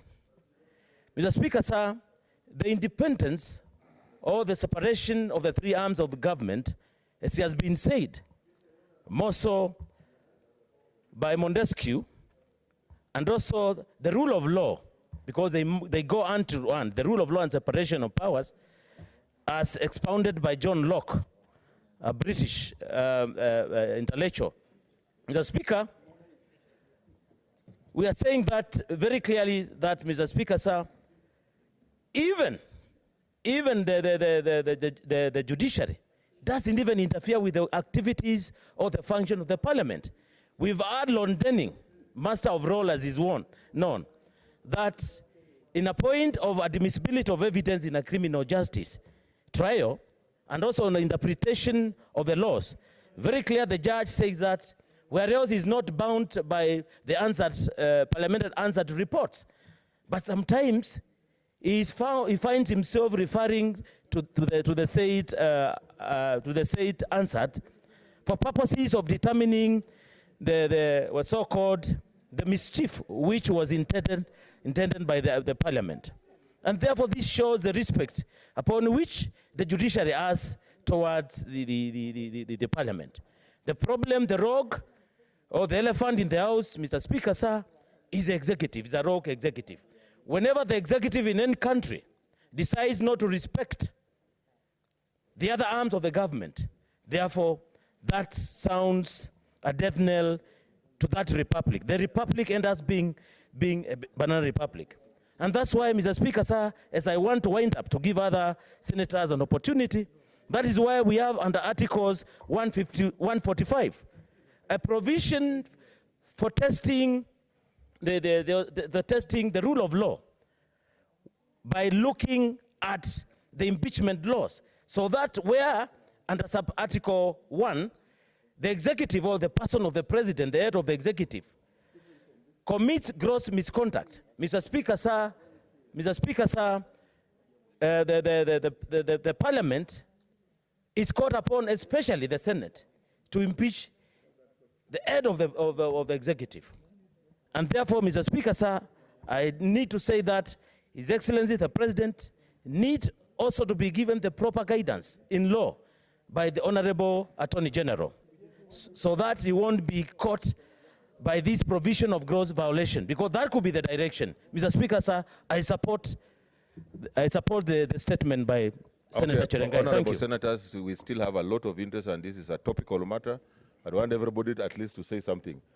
But because we are way beyond our time, I'll allow those who are coming 3 minutes at least to also say something. Senator Abshiro Halake. Thank you very much, Mr. Speaker. And as the incoming speaker, I will not speak much. Speakers are supposed to listen. Mr. Speaker, I'd like to congratulate my colleague, Senator Cherengai, for this statement.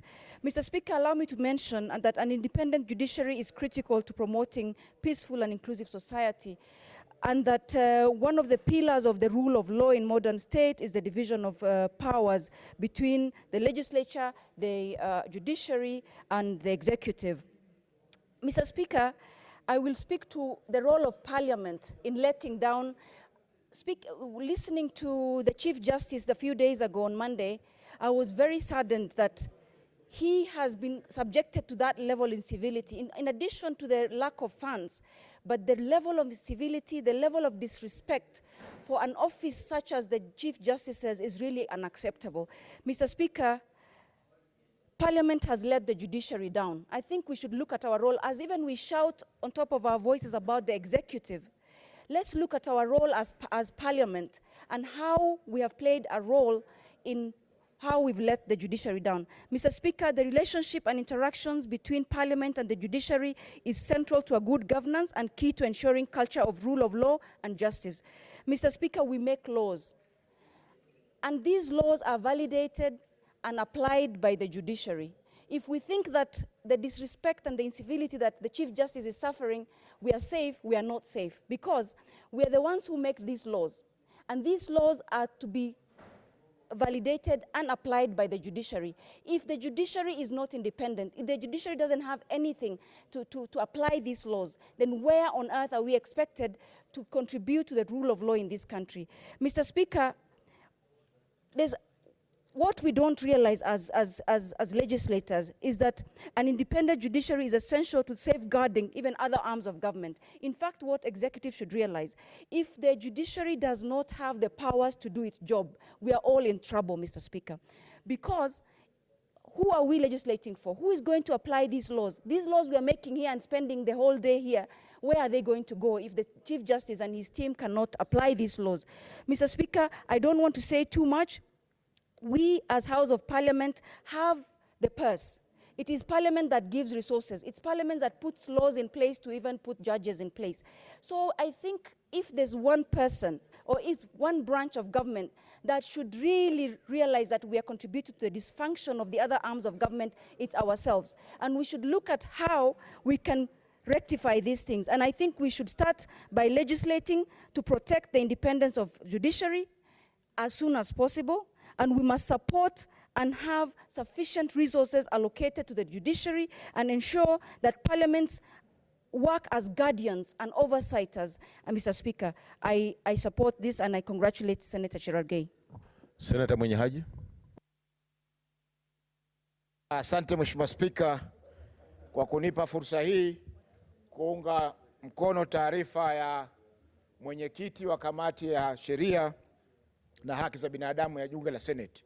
Mheshimiwa Spika, ningependa kumpongeza Senator Cherargei kwa kutayarisha taarifa hii. Na nimechangia pakubwa katika utayarishaji wa taarifa hii. Kwa hivyo baadhi ya kongole pia zinafika kwangu. Lakini la msingi Mheshimiwa Spika ni kwamba uhuru wa mahakama ni kiungo muhimu katika demokrasia ulimwenguni kote.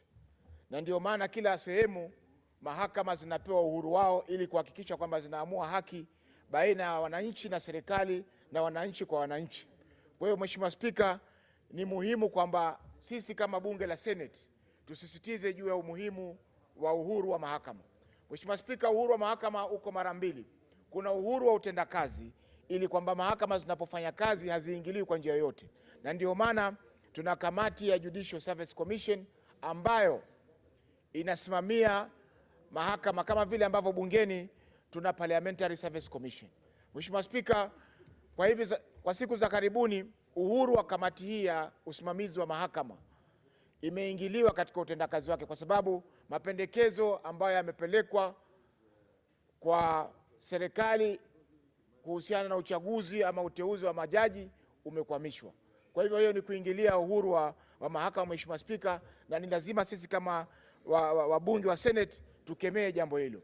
Uhuru wa pili Mheshimiwa Spika ni uhuru wa kifedha, ambao uhuru ule ni muhimu kwa sababu unaipa taasisi ile ya serikali uhuru wa kuweza kupanga matumizi na ukusanyaji wa fedha zake bila ya karibu Bi Speaker. Inaipa mahakama fursa kupanga kazi zake na matumizi yake bila ya kuingiliwa na taasisi yote nyingine ya serikali.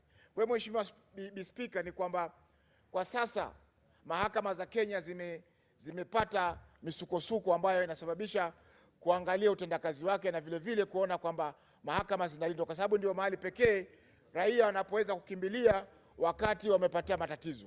Mheshimiwa Spika, Swala la uhuru wa mahakama ni swala muhimu sana katika demokrasia, kwa sababu mtu yoyote atakapopatikana na matatizo lazima aende mahakamani ili kuhakikisha kwamba haki zake zinalindwa. Mheshimiwa Spika, hivi sasa serikali iko imeingia katika vita dhidi ya ufisadi. Vita dhidi ya ufisadi. Mheshimiwa Spika, vita vile haviwezi kupiganwa wakati mahakama hazina fedha. Vita vile haviwezi kupiganwa, Mheshimiwa Spika, wakati mahakama hazina majaji ama mahakimu wa kutosha kusimamia kesi zile za ufisadi. Mheshimiwa Spika, vita dhidi ya ufisadi haviwezi kufaulu iwapo mahakama zitakuwa hazina nyumba, hazina mahakama na vile vile wafanyaji kazi katika mahakama zile kuhakikisha kwamba kazi zile zinafanyika. Kwa hiyo Mheshimiwa Spika, ni lazima tukemee vitisho vya serikali kupunguzia ruzuku kwa mahakama. Lazima tukemee Mheshimiwa Spika mawazo ya serikali kwamba wanaweza kuendelea kuzuia ama kujaribu kukwamisha utendakazi wa mahakama. Mheshimiwa Spika, vile lazima pia tukemee uhuru wa mahakama usipokonywa, kwa sababu unapopokonywa itakuwa wananchi ndio watakuwa wanalalamika na kupoteza haki zao. Asante Mheshimiwa Spika kwa kunipa fursa hii. Asante Spika. Right. Senator Sylvia Mweni Kasanga. Thank you, Madam Speaker, and congratulations for being chair today. It's wonderful to see you up there. Let me start by congratulating and thanking my friend, Senator Cherargei, for this statement. Senator Cherargei, you have a great future ahead of you, and we're also very proud of the work you did yesterday. It is voices like yours that we want. So keep going, Senator. Since we don't have much time, let me just lend my voice to the numbers that the Senator has shared in the statement. And it is very disheartening. I remember seeing the Chief Justice giving a press statement, I believe because out of frustration, he had nowhere else. What's your point of order, Senator? Yes, Madam Speaker, I apologize for interrupting my sister. Madam Speaker, my question, is it in order for the Chair of Legal to bring a statement that does not have annexed signatures for those of us who are members, so that we know which member of the committee supports this statement, which member of committee does not support this statement? Senator Kangata, you contributed to that. Senator Kangata. I didn't raise that issue. If you can check the Hansard, I'm asking, is it in order for the Speaker, for the Chair to bring a statement purported to belong to the committee? There is no evidence that those of us Senator Kangata, who supported, Senator Kangata, you made your point. Senator Kangata, please sit down. You contributed to this statement, and at no point have you raised this, so we will move on. Senator Kasanga.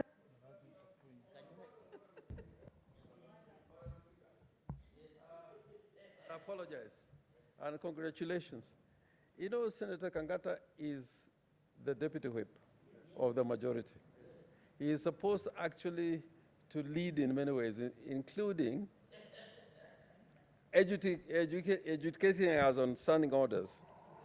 This statement is made under standing order number 51. And I think you should leave the chamber early to go and read that standing order 51 and come and give us written answers tomorrow. Is in order to continue to be of disorderly conduct, because the statement was made in accordance with the standing order. Thank you. What's your point of order, Senator Mutula? Madam Speaker, other than standing order number 51, is it in order for a member who does not attend committee meetings to insist that his signature should be appended on anything that is arising out of a committee, when Senator Kangata has no record of attending the Legal Affairs and Human Rights Committee? Senator Kangata, order members. Let's allow Senator Kasanga to continue. Senator Kangata, please take a seat. You've been ruled out of order.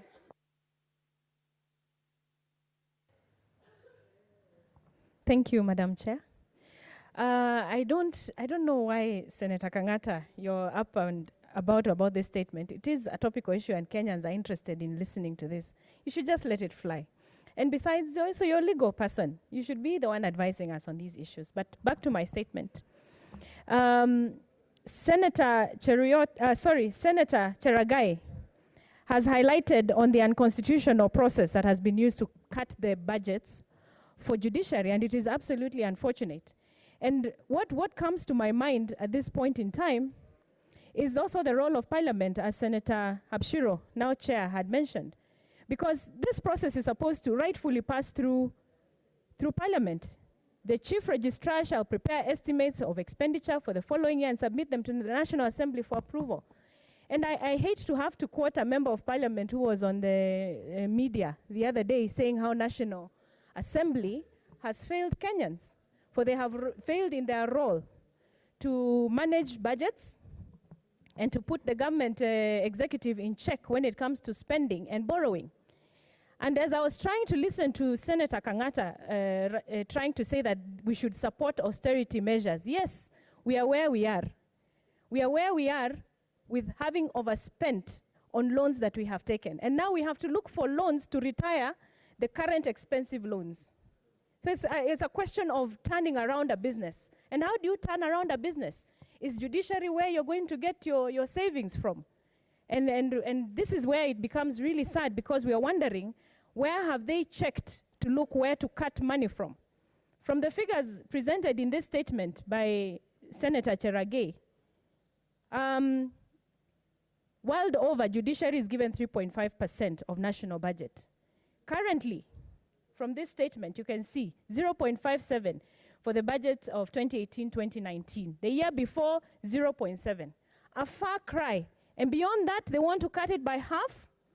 Honestly, you have to say that we have an executive that has no intention to fight corruption, has no intention to fight, to give Kenyans access to justice. So I support this statement, and I say we need to do a lot more as Parliament. I really feel it that yesterday we gave the government almost an empty check, a clear check to go ahead and borrow some more. And whereas we understand they want to borrow to retire old loans, what checks and balances have we put in place to make sure that the money that is borrowed is actually going to do that work? Judiciary is not where executive should be looking to cut money for austerity from. Madam Speaker, I support this statement and I thank the Senator for bringing this matter forth, and we must fight as Parliament to retain judiciary and give it the power that it requires. Thank you. Great. Senator Pogisio, Samuel Losuron, West Pokot. Thank you very much. Madam Speaker, thank you. I would like to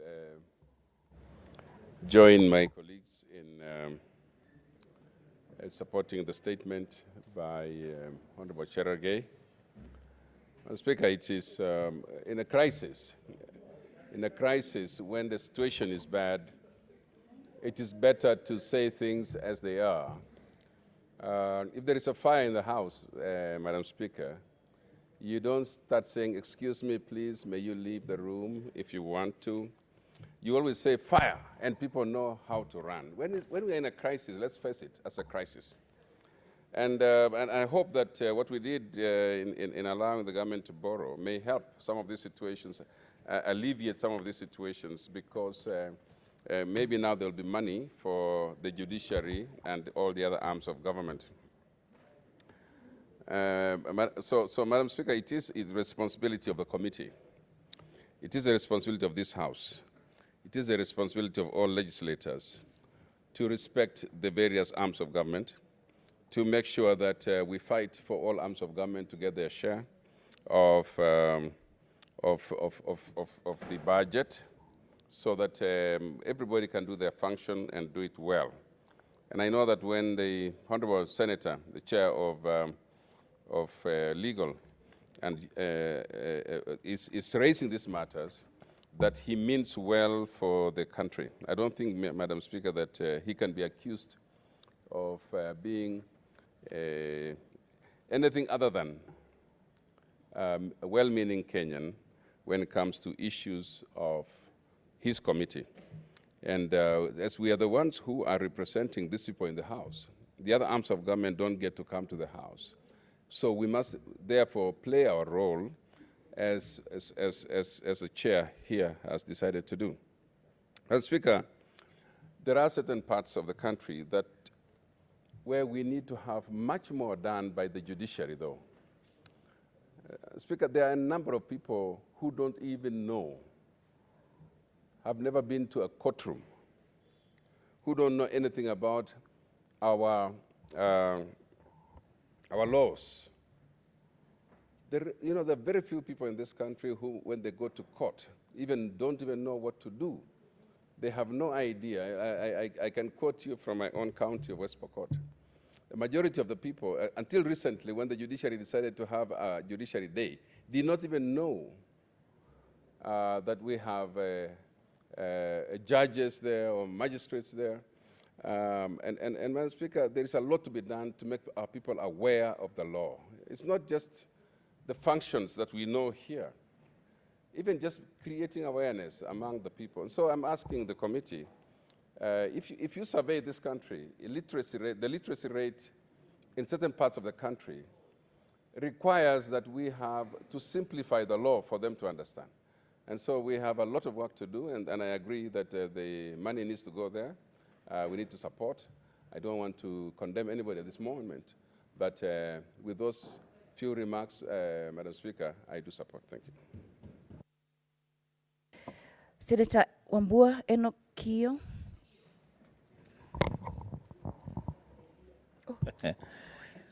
Thank you, Madam Speaker, for giving me the opportunity to also support the statement by Senator Fernandi.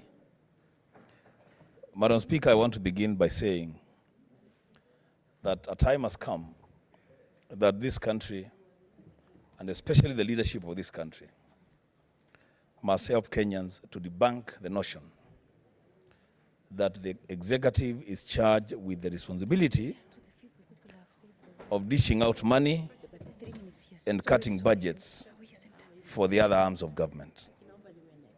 Madam Speaker, I want this to go on record that the executive is allocated monies and their budgets are passed just in the same way and in the same manner that the judiciary and the legislature receive their budgets and get those budgets approved by Parliament.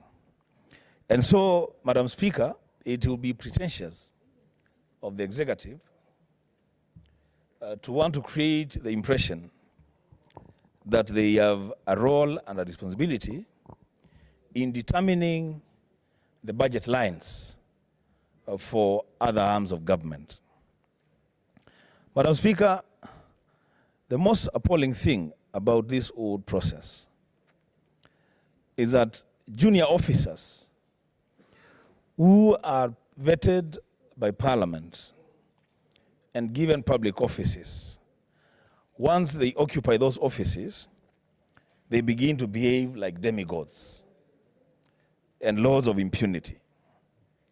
Madam Speaker, the executive can do what it has to do. The executive can even go ahead and hire bloggers to create the wrong impression that the Chief Justice is crying about big cars, access to VIP lounges, and respect to himself. But the truth of the matter, Madam Speaker, is that one of the biggest challenges that the judiciary in this country has suffered for many years, it has been a backlog of cases. And when the first Chief Justice under the new constitutional dispensation came into office, he began the process of addressing the issue of backlog of cases. And the starting point was establishment of various divisions of the courts, recruitment of more judges, and the decentralization of the appeal courts. Madam Speaker, what the executive is trying to do now is to roll back on those gains and get us back to a situation where we have backlog of cases and justice denied to our people. But Madam Speaker, on that statement by Senator Cherargei, I want to say that as we fight for the financial autonomy of the judiciary, let us not forget to fight for the financial autonomy of the legislature. Because, Madam Speaker, if we allow the executive to roll back on the gains achieved by the judiciary in their budgets, and then they come in here in the legislature and they do the same, tomorrow we'll have no country to talk about. I support, Madam Speaker. Senator Mutula Kilonzo Jr., Makueni.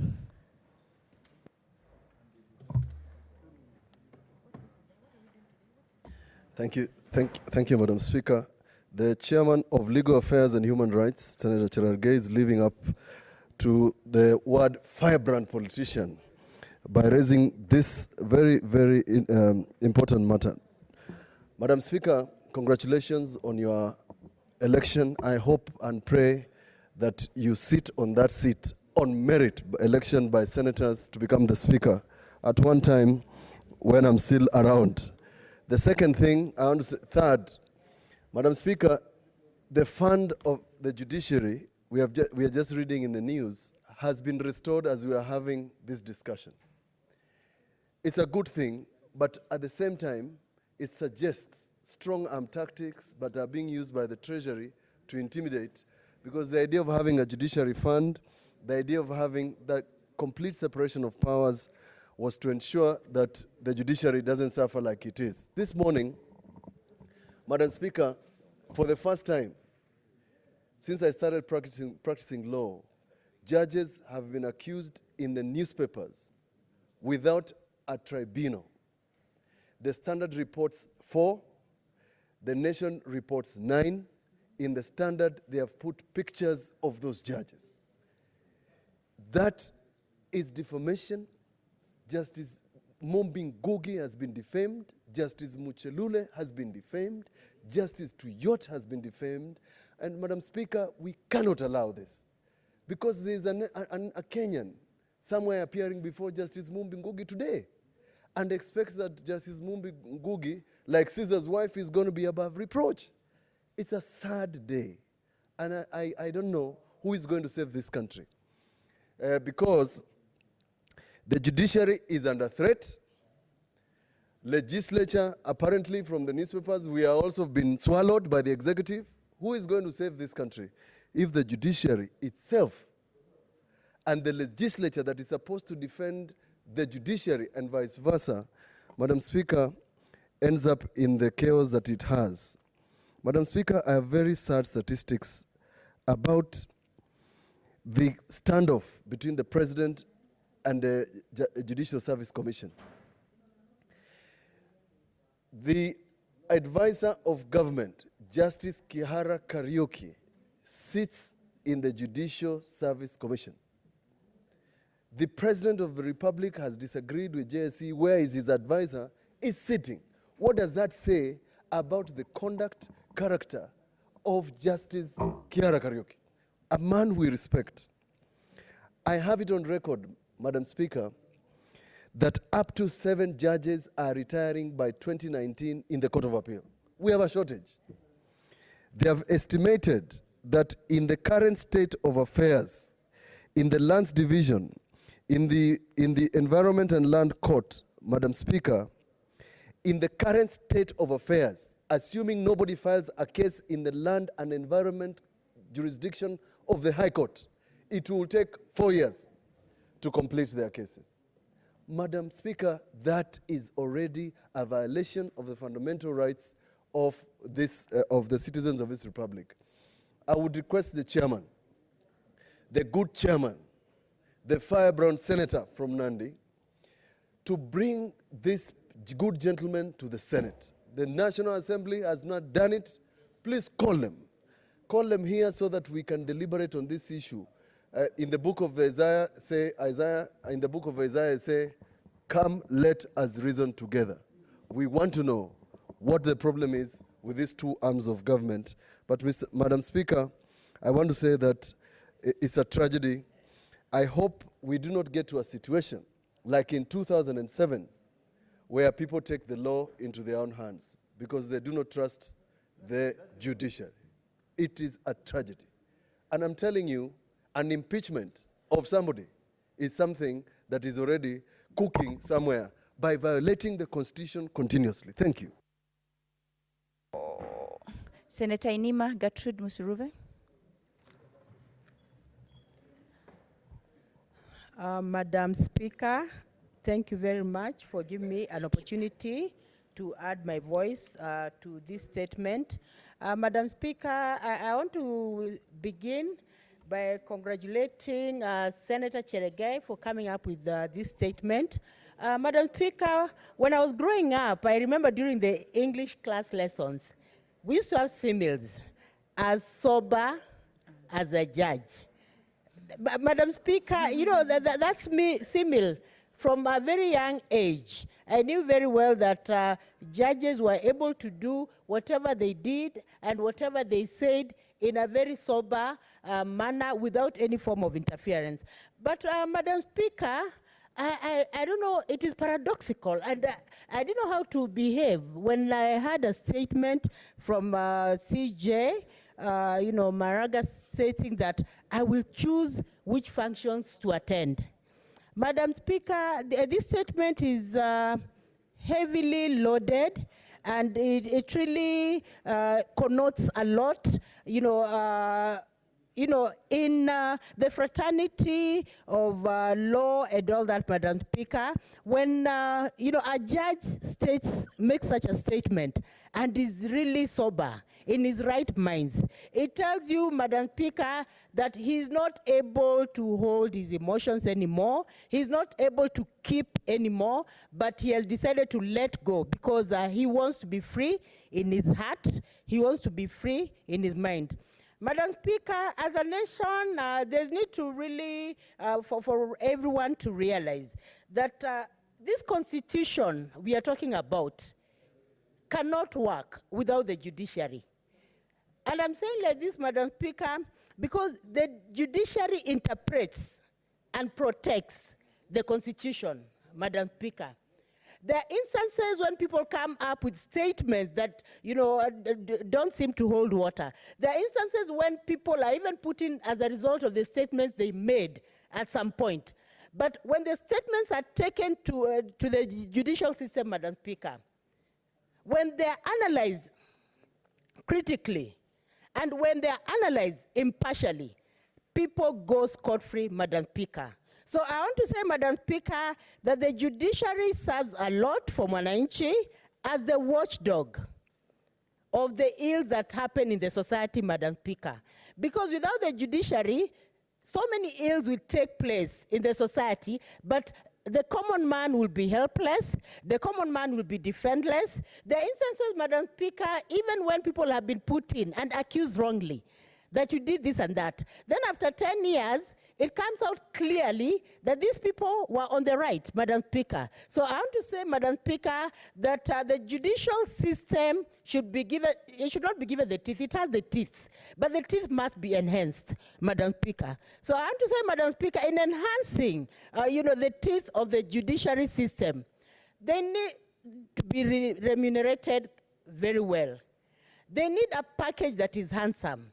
They need to be encouraged in whatever they're doing, Madam Speaker. And Madam Speaker, they need to be completely separate from the executive and completely separate from the legislative. They need to be autonomous, Madam Speaker, because if they're autonomous, then they will have the strength, they will have the teeth to defend Mwananchi, Madam Speaker. I want to say, Madam Speaker, right now in the Senate, we can defend each other, but a time will come when we'll have to stand alone. And when we stand alone, Madam Speaker, it is the judicial system that will come in to ensure that justice prevails, Madam Speaker. So I want to say, Madam Speaker, that Senator Cheregai has come up with a statement that stands the test of time, a statement that really needs to be interrogated, a statement that really needs a lot of intervention to ensure, Madam Speaker, that every Mwananchi in this country gets justice, Madam Speaker. And apart from justice, Madam Speaker,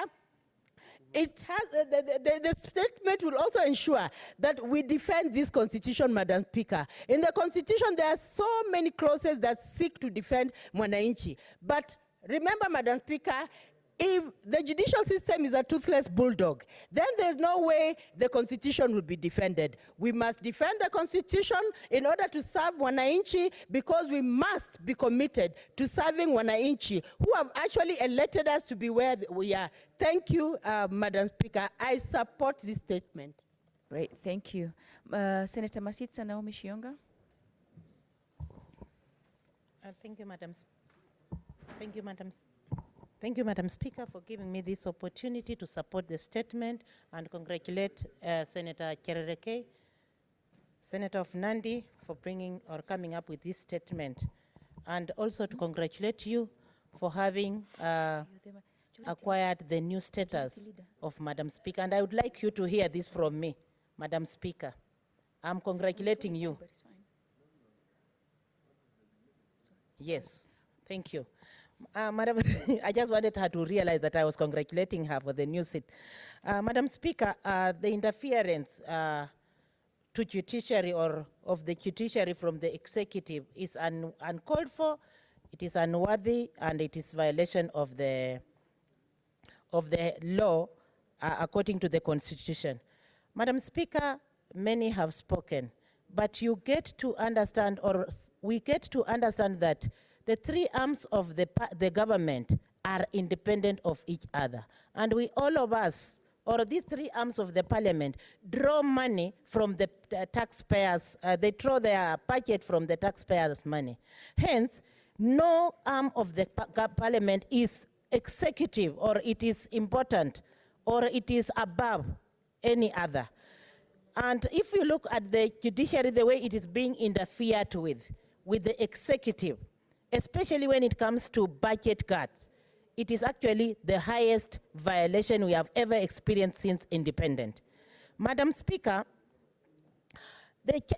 you look at, or when I was looking at the Chief Justice on the screen, trying to address the press of the challenges and the suffering and the oppression that is going through, or the judiciary is going through, it leaves a lot not to be admired of this country. It is the highest time, and I say it's the highest time, the executive needs to respect other two arms of the parliament, other two arms of the government. Madam Speaker, corruption is rampant in the country today. Who will save Kenyans if we allow the judiciary that is mandated to take care of charge of the corruption that we are experiencing? Many have blamed the judiciary of having inability to perform its duties. They have been trying the much they can to utilize the few resources that they have. But hearing from the Chief Justice how he explained, he is oppressed, he is under distress, he can no longer perform. And being the head of judiciary, it tells us, the country, that if at all that particular arm is suppressed, then all of us, we are suppressed. That is where justice of any other common man, any other common mwananchi gets justice from. We are talking about poverty. A few individuals that we elect and vet here in the parliament are the ones who sit in the executive, are the ones who are roaming about the bodyguard, are the ones who are roaming about, and they are talking on the highest tone of their voices, are the ones that are controlling now the judiciary when it comes to money or when it comes to funds. Who said that they are important than others? Who said that they are important than the Chief Justice? The Chief Justice needs to be left alone with his arm of the government to execute his mandate so that he can go ahead and save Kenyans. We need courts. We need infrastructure in the courts. We need justice in the court. We need anything that we want, because the courts are the last determination for our lives here. And if they are interfered, we are all gone. It is the highest time, and I repeat, the executive needs to respect the other two arms of the government for us to respect them. Thank you, Madam Speaker. Thank you very much. Senator Cherargei, there's no provision for you to respond. So would you allow us to move on to the other? But well done for the great job, but we will not allow you to respond.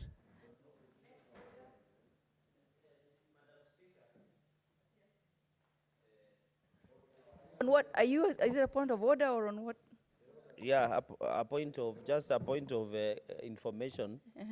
Madam Speaker, you know you should be happy because I wanted to congratulate you for being given. I'll give you one. Yeah. Madam Speaker, Do right as your friend, I'm very proud of you, and you know that. Secondly, on a quick succession, I want to thank my colleagues for the support of this statement on the status of judiciary.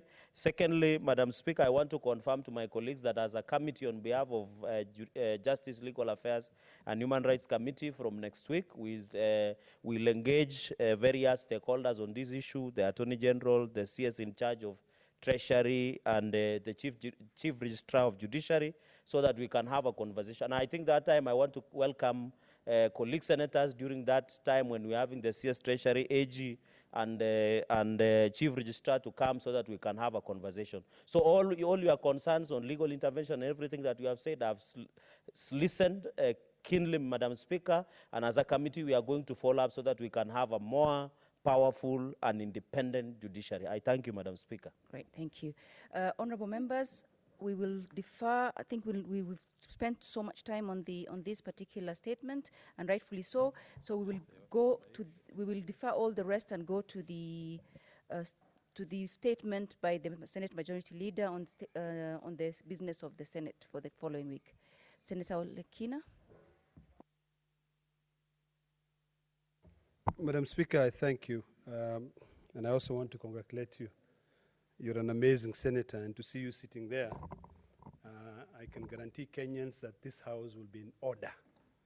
Madam Speaker, before I read the statement of the Majority Leader, I'm happy to see that this House has spoken heavily, and I think some sanity has prevailed in Treasury.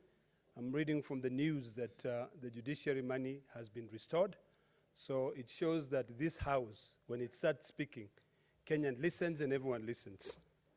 So I'm very happy about that. Madam Speaker, pursuant to Standing Order 52.1, I hereby present to the Senate the business of the House for the week commencing Tuesday, the 12th November 2019. On Tuesday, the 12th, 2019, the Senate Business Committee will meet to schedule the business of the Senate for the week. Subject to further directions by the committee, the Senate will consider bills due for second reading, and those at the committee of the whole stage. The Senate will also continue with the consideration of business that will not be concluded in today's order paper. Honorable Speaker, the following bills are due for second reading and at the committee of the whole stage, respectively, and will be scheduled accordingly by the Senate Business Committee. 1.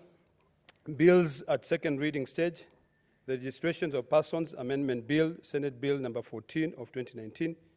Number 2, the Care and Protection of Bills, Parent Bill, Senate Bill number 11 of 2019.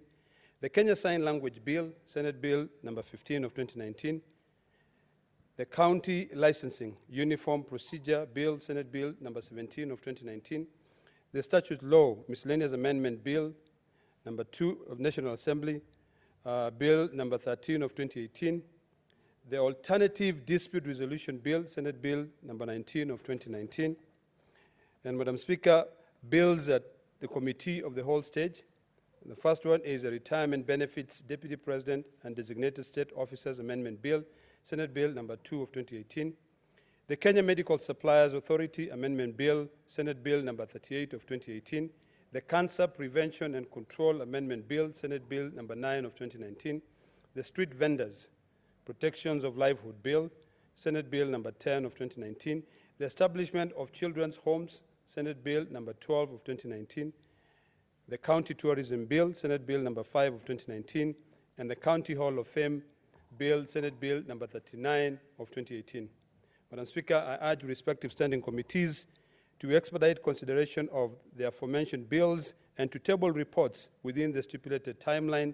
This will enrich debate at the second reading stage and facilitate the House to effectively navigate the committee of the whole stage. I also urge respective movers of the bill to be in the chambers whenever the bills are scheduled in the order paper.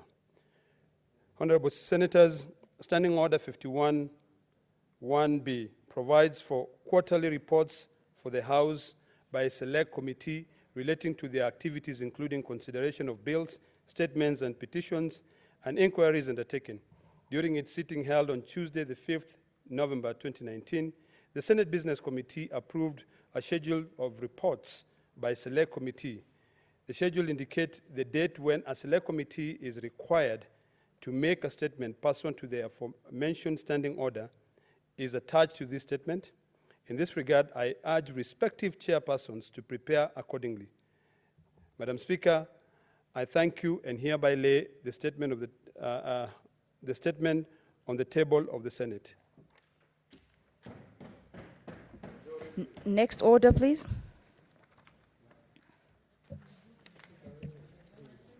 Order number 8, the Circle Societies Amendment Bill, National Assembly Bill number 1 of 2018.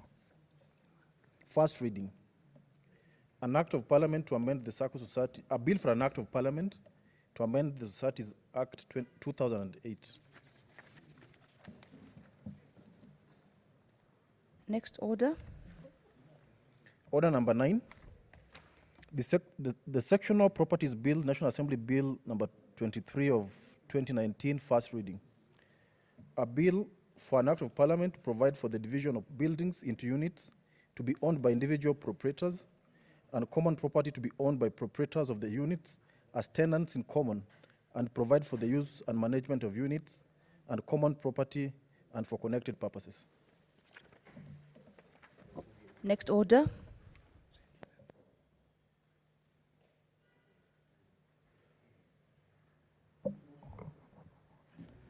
Order number 10, the Registration of Persons Amendment Bill, Senate Bill number 14 of 2019, second reading.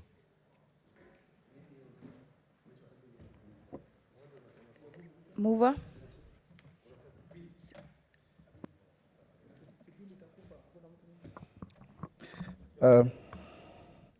Mr. Speaker, Madam Speaker, sorry, I rise to move that the bill, I rise to move that the Registration of Persons Amendment Bill, Senate Bill number 14 of 2019, be read a second time. Mr. Speaker, the aim of this bill, Madam Speaker, I beg your pardon, Madam Speaker. Once again, I really apologize for that. Madam Speaker, the aim of the bill is to amend the Registration of Persons Act and the Births and Deaths Registration Act in order to make provisions for the registration of intersex persons. Madam Speaker, intersex persons can simply be defined to mean as persons born with sex characteristics including genitals, gonads, and chromosomes patterns that do not fit typical binary notions of male or female bodies. Traditionally, human beings have been broadly categorized as either male or female based on reproductive functions. Madam Speaker, the Registration of Persons Act was enacted in 1949 to make provisions for the registration of persons and for the issuance of an identity card. On the other hand, the Births and Deaths Registration Act was enacted in 1926 to provide for the notification and registration of births and deaths.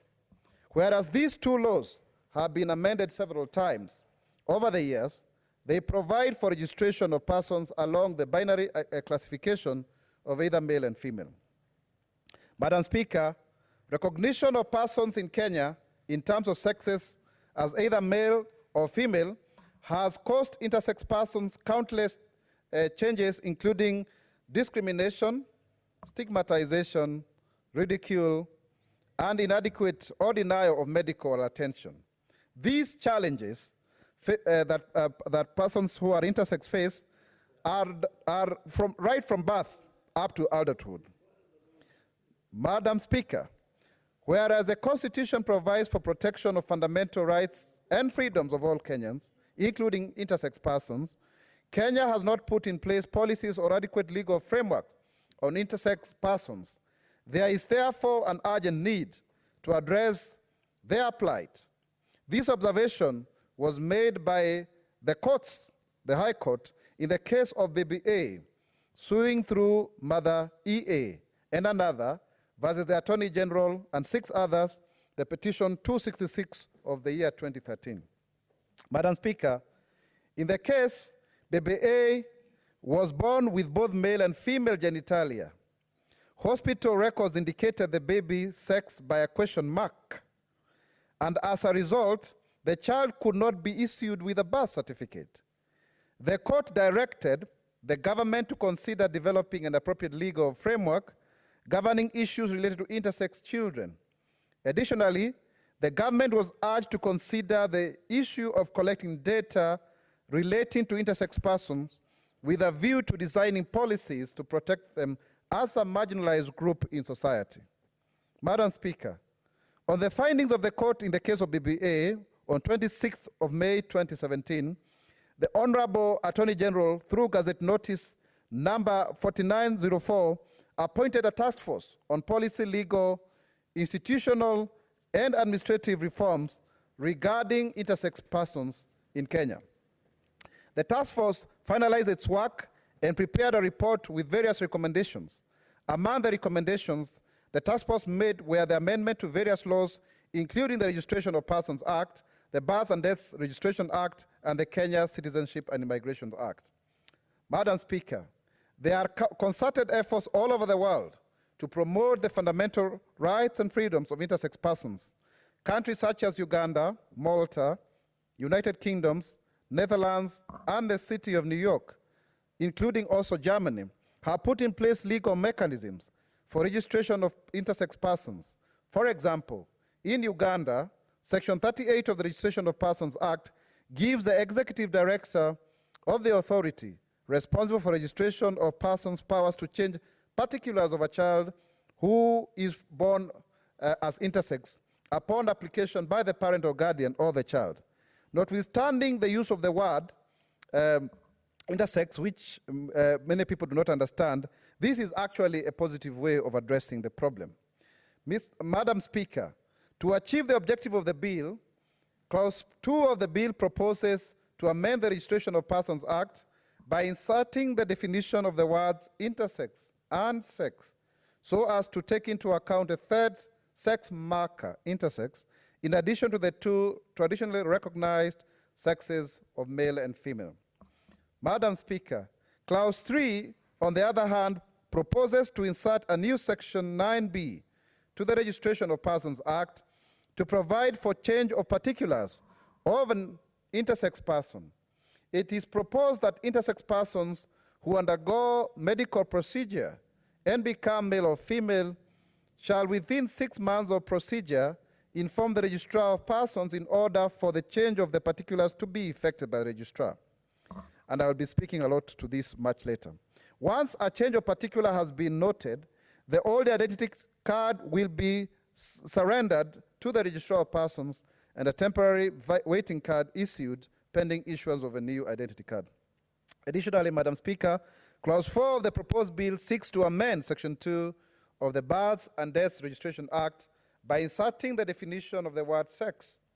The definition of the word sex will be that proposed under the Registration of Persons Act under this clause to include intersex people. Madam Speaker, this bill therefore proposes to put in place a legal framework, the registration of persons and issuance of births and certificates and identity cards, and it will go a long way in alleviating some of the challenges persons who are intersex experience in their day-to-day activities as citizens of this republic. Madam Speaker, without a birth certificate or an identity card, it is nearly impossible, for example, to be enrolled in the formal education system in the country upon or even issuance of a bank account or even a SIM card. Madam Speaker, the issue of intersex people is very, very interesting. And many people do not seem to understand what we are talking about when we talk about intersex persons. And even I too, I was oblivious of this matter, or rather I didn't consider it until in the year 2016, after I was from a popular radio show doing the usual politics, and somebody contacted me on Twitter, and this individual was calling themselves outcast accepted. And the person went ahead to tell me that I am the one who represents them in Parliament. And so therefore, I should take up their matter. And I started interrogating the issue, and I told the person to come and see me the following week. And true to it, accompanied by a human rights defender, grassroots called Patrick, and I really honor him, they came to visit me at my National Assembly office. And that is how we started this journey. This young person was none other than Mary Waithera, but the person who came to me was a man. It was not a lady, and you can see the difficulty of the terminology. And James Karanja had been brought up as a girl and even went to a secondary school for girls. And when he was there, he was even made the head girl. And he was very uncomfortable because the other teenage girls started getting attracted to him. Here he was, the ID was reading Mary Waithera. He couldn't proceed to university. He had scored a B-, and so he qualified to go for university. The mother, because of the stigma associated with intersex children, developed mental health conditions.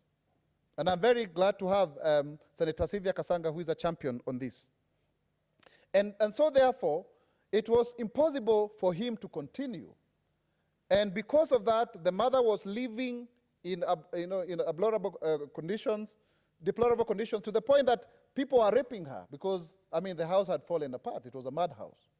So you can imagine that kind of stigma.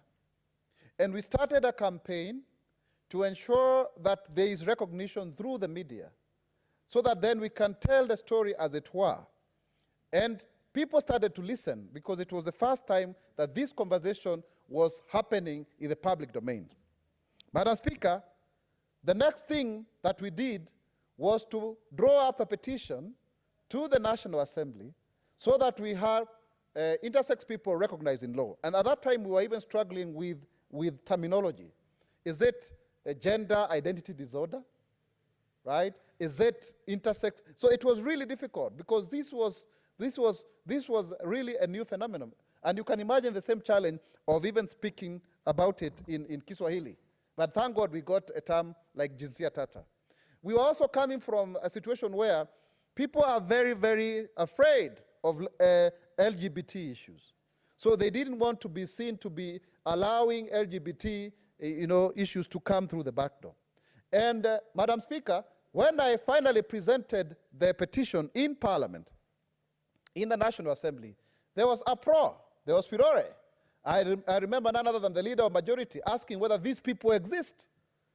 And I had to demonstrate by saying, it's just like the way you may have some form of disorder on your arm or any other organ of the body, but this affects your reproductive system. Eventually, the petition was committed to the Committee on Administration and National Security, led by the then chairman, Honorable Asman Kamama, and then we retreated in Mombasa to come up with a report.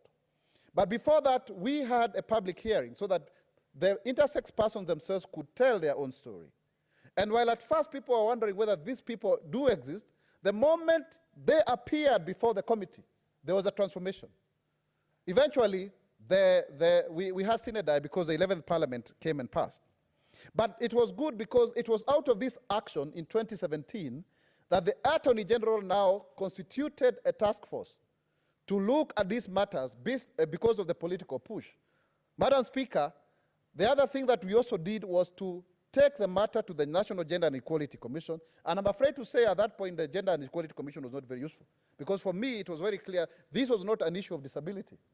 It was the issue of gender. It was the issue of sex, actually, to be more precise. But eventually we went to the Kenya National Commission on Human Rights, and we've worked with the commissioners there, renowned civil society activists and human rights defenders like Commissioner Jedida Wakonyo.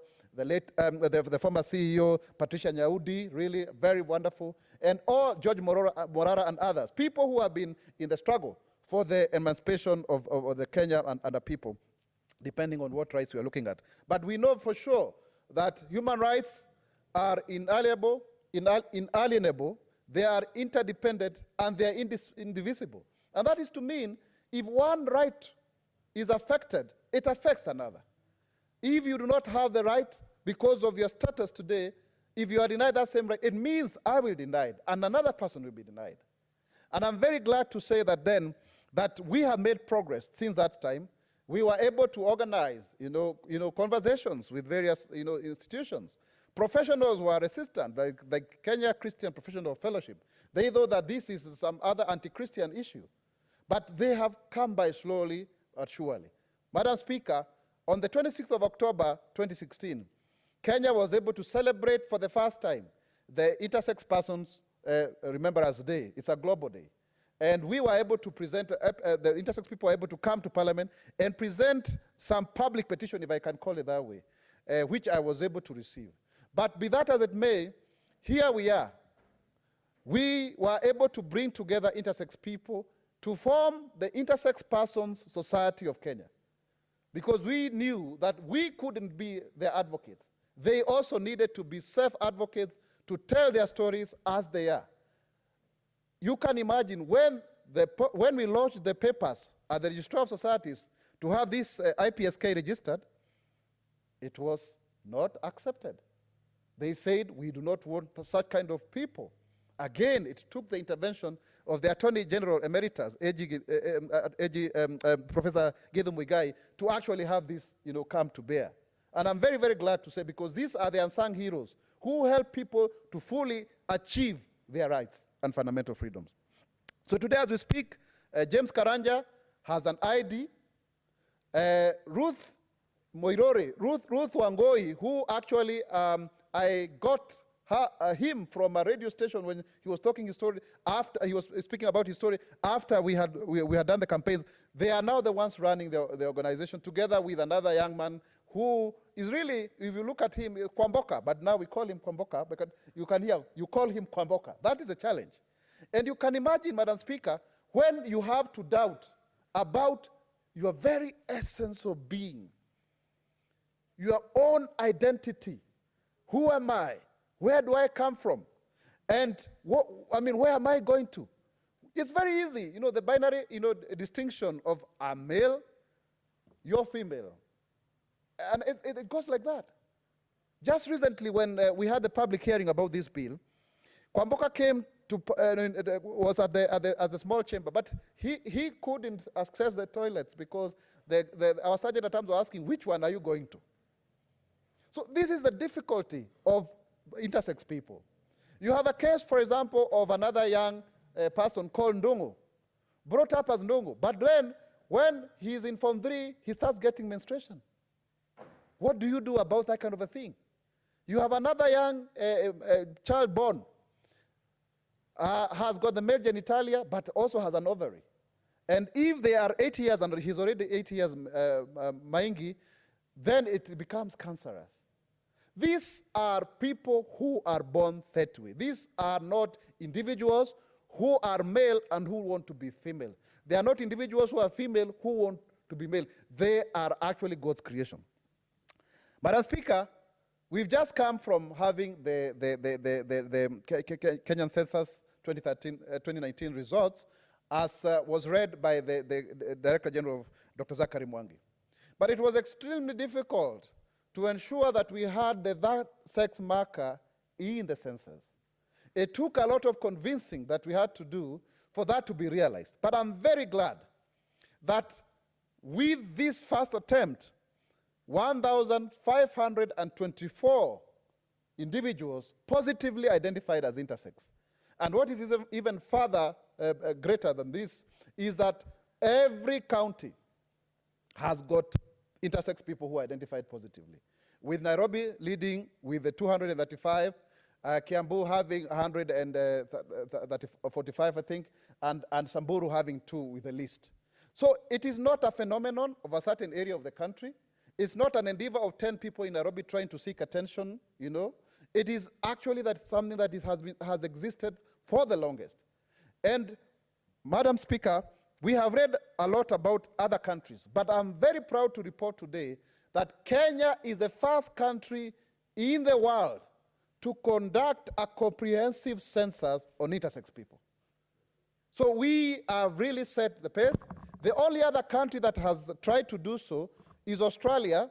They had extrapolated that they would get about 420,000 people, only 40 people registered.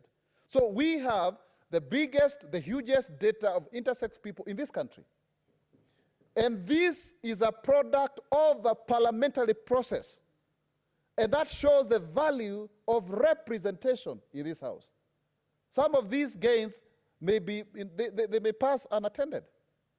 This is the same august House, through a petition that we presented, that also made the currency that we are using to be more user-friendly to visually impaired people. Because sometimes now, because of the current contestation about the role of Parliament, I can see a headline in the Standard saying that we are all president's acolytes, 16 of us. People want to smear the role of Parliament, to make it look like there's nothing that really comes out of it. And so, Madam Speaker, we have an opportunity. We as the Senate, as the august House, as the upper house, as the House of Reason, to confer to the 1,500 or so Kenyans the right to be identified positively and as intersex persons. I remember when we first brought the petition in the National Assembly, there is a very, very established doctor who came and sat in the gallery. He is an intersex person, but he couldn't declare, but he was there to witness this occasion. I would want to imagine that there are so many, including senior people in government and other places, who are intersex, but they have never come out. They have never told their story because of the stigma that is associated with this matter. Madam Speaker, today we celebrate the figures that we have. But recently, on 26th of October, when we had the International Intersex Day Remembrance at Pumwani, and we asked people to stand up and positively identify as intersex people. Can you imagine there was very few people who could stand? And their fear was that if they were to do so, others would follow them to even undress them, so that then they can actually confirm that they are intersex people. It is that serious. Intersex people have been arrested and confused for what they are not. They have been said to be personifying themselves. They have been given wrong titles. And let me give you an example. One day I received a call from Ryan Miruri. He had been detained for 4 hours at a bank in Limuru because they thought he was using the wrong kind of ID. And I had to call Achieng, the police lady, who was now convinced to release Ryan. Ryan the other day had to almost undress at the immigration so that he could get a passport to travel. When you hear of stories of a young lady named Simon and the kind of humiliation she undergone in Siaya County. And Madam Speaker, we were with you when we recently had the breakfast, organized jointly, by Intersex Persons Implementation Committee. Is that really these are very compelling stories. When you hear of a parent like Peter Maingi having to sell all his properties so that they can get this corrective surgery and there is no end in sight. Of doctors, telling parents to come to their clinics for 5 years continuously, milking money from them, and yet they don't have a solution. People losing their livelihoods and time and the agony and stigma. This is a time that we need to rise as a house to ensure that this cannot happen again. And why do we say so? Because all of us here are parents, are grandparents, our future grandparents, our future parents, and it could happen that you would get a child who is intersex. In fact, I was sharing with one of the senators who has told me that he has been brought, in our usual social welfare issue, he has been brought an intersex person and he doesn't know what to do with that child. So really, it is a matter that we need to take up seriously. And I believe, Mr. Speaker, I beg your pardon, that we can amend this Registration of Persons Act and provide for procedures so that even at birth, children are not forced to undergo surgery because of the expectation of the society that which child did you give birth to? Was it a boy? Was it a girl? Because parents have been doing that. And when they force surgery on a child, it means that this child, upon attainment of puberty, when the body expresses itself towards a certain sex orientation, then it's a misnomer. We've had situations where parents have gotten a child and they have named the child to be a boy, but then upon puberty, the body expresses to be a girl, but they already interfered with the reproductive organs of a female. So then what do you tell that boy? Or a boy was seen to be, a child was seen to be a girl, and then they did away with the male reproductive sex organs, and then they express themselves as, and they no longer have the vital organs. You can imagine that kind of a thing. It is extremely fundamental. It is extremely definitive. This is the essence of being. Just for a moment, pause, and imagine yourself if you didn't know whether you are male or female. Can you imagine? That you are tossed this way, that way, you can't quite figure it out. And I have sat for hours. I have walked the journey with these fellow Kenyans, and I think there is agency to ensure that we confer to them the citizenship, the recognition that is due to them. There have been contestations about, oh, is this introducing LGBT issues on the back? No, there's a difference about this. Because when we talk about intersex people, we are talking about children born that way. That is something that I want to re-emphasize because it is always thrown at us. Who are you talking about? Are you talking about people who are transgender? No, no, no. Transgender people are people who, if you are born male, but then you think you are female. That is not what we are talking about here. We are talking about the biological aspects of reproduction, the actual anatomy that actually represents themselves in a binary way so that you do not quite necessarily fit through. So, Madam Speaker, I can really speak a lot, but I would want to say that it's timely. I think sometimes we in the third world want to think that it is only the first world that can set pace for us. But there are a lot of ideas that are never given credit to third world countries. Kenya remains to be seen as a leader. It's the first country in Africa to have a census, but it's also actually the first country in the world. Because you know sometimes Western media does not want to recognize that actually it has not happened in their jurisdictions. So let's do this. Let us have an opportunity so that after this legislation, all of those people who are hiding, and after seeing the results during the census, they can now come out and use this legislation to confer upon themselves their fundamental rights and freedoms. Because when we talk about the human rights gamut, it keeps on expanding. Eventually, this august house will require to legislate a whole intersex persons bill. And also, over and above that, it will also require that we have a situation where we do a miscellaneous amendment bill, because it affects a lot of legislations. It's not, this is just one of them as an entry point. And I'm very glad because the Committee of Administration and National Security has been able to go through the matrix, and I hope by Tuesday we shall have the report so that members can profit from it. But I really want to say that the time is ripe. Let us, for all the sins, Senator Orego, for all the things that we may have done to the people of Kenya, for whatever reason, whether of omission or commission on errors, let us use this opportunity to show that indeed we care. We care for our people, and the most marginalized and the most vulnerable. I mean, I am very proud, and this cannot be said. I'm very proud that it's under this constitution that I myself, Isaac Mwaura, as the first person with albinism, I found my way to this august house. And it is because of that reason that I'm also using this platform to also raise other minorities so that they themselves too can also be recognized. If you become a generalist as a parliamentarian, then there's nothing to be shown for it. And Senator Orengo is a working constitution. I mean, he is known for that. When he speaks here, we listen. Yeah, even when we may not agree with him, but we know that he's speaking to our senses. But most politicians speak to the stomach and sometimes the heart, and sometimes those things are not very well choreographed. When you look at Senator Kasanga here, she's distinguished herself as a leader on mental health issues, and that cannot be taken away. So I think we have a good opportunity to also look down at the memory lane and see what is it that Parliament was able to do, and particularly the Senate. And I must say, Madam Speaker, having been in the National Assembly, I can say without fear of doubt that the real legislative work is actually happening here. We may have issues to do with the money bill and what have you, but the kind of legislative work that we are able to do on a day-to-day basis, the foremost transformation that happens really justifies the reason as to why the Senate should continue to be what it is as a House of Revision. And why am I saying so? Because even just 2 days ago, we had a petition that I sponsored about scrapping away of fees for youth, so that we do not tax unemployment. And the governor of central bank has actually committed to do away with CRB. And also today in the morning, we were able to have the health committee speak to the issue of connective tissue disorder.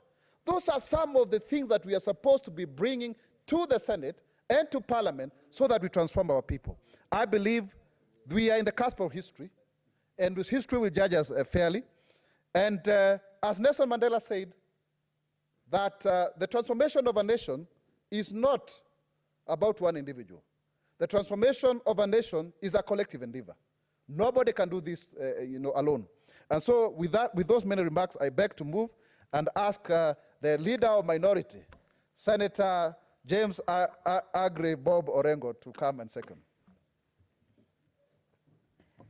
Seconder. Madam Speaker, let me thank Senator Mwaura.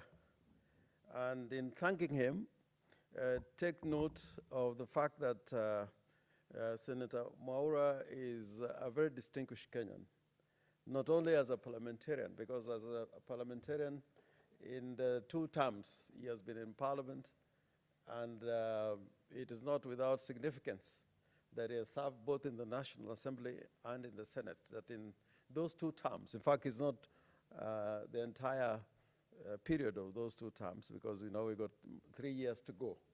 He has distinguished himself as a fighter for justice.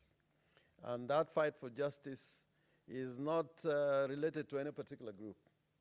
It is related to the entire objectives which are spelled out in the vision that is found in the preamble of the Kenyan Constitution. So I would wish to encourage Senator Mwaura, because there are very few people who take causes like this, who may have opportunity to, bring causes like this before the legislature, but who either do not have time or probably they're ignorant of what is around them. I remember when Honorable Dr. Mbaka became blind. He had gone through some medical problems.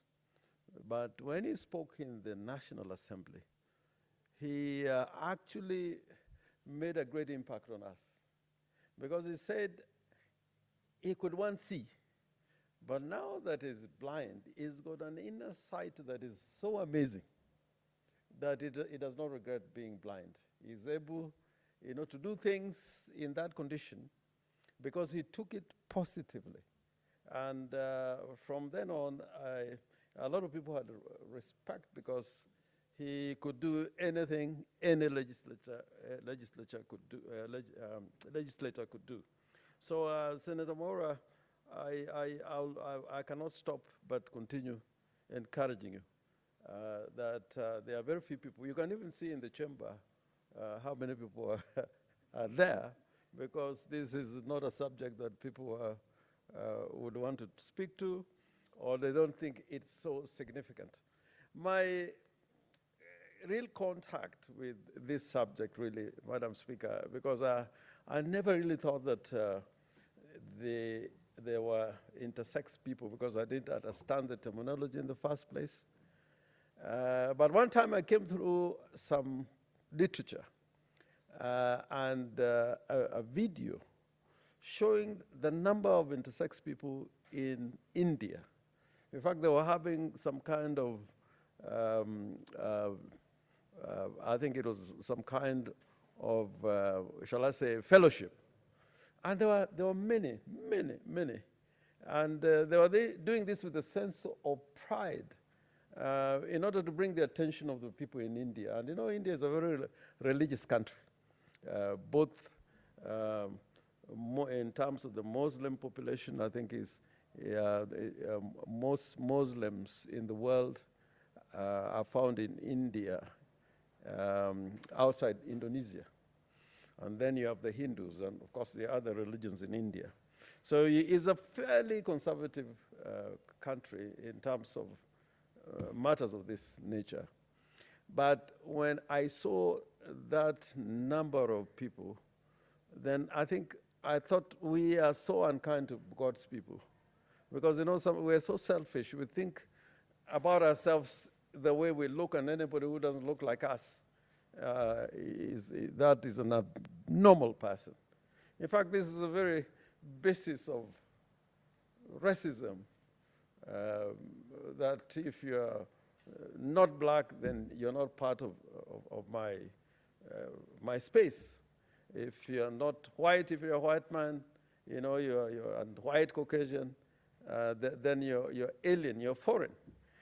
And the way we relate to those who look different from us demonstrates, the kind of personality that we have. Because if you cannot be able to recognize humanity in its various forms, then I think we are not human ourselves also.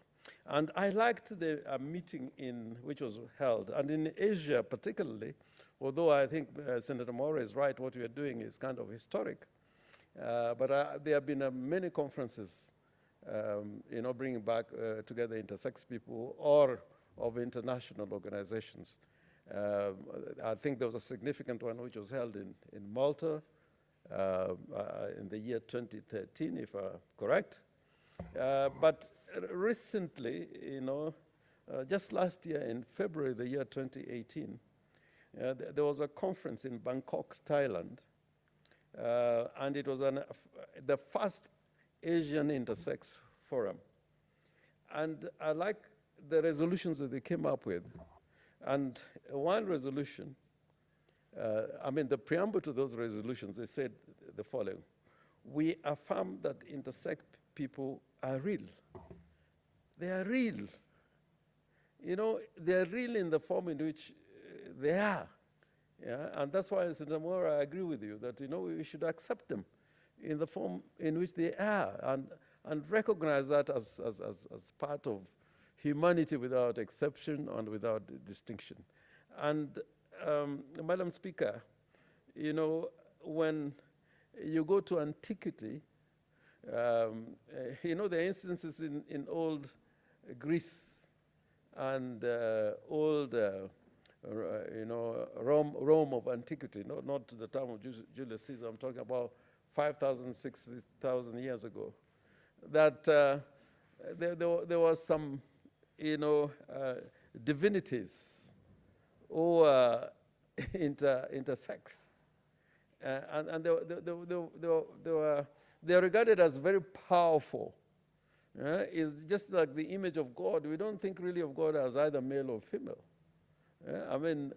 God created us in His own image, and I think the church, as opposed to the Scripture, the church as opposed to the Scripture, has behaved as if God, having been said to have created man in His own image, then that meant that God or divinity has some kind of sexual distinction.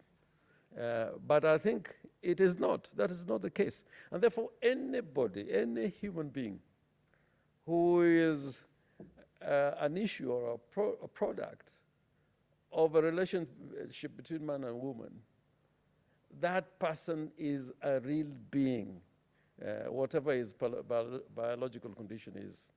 And however much that person would look different. And to that extent, this conference in Bangkok and Thailand, I think, went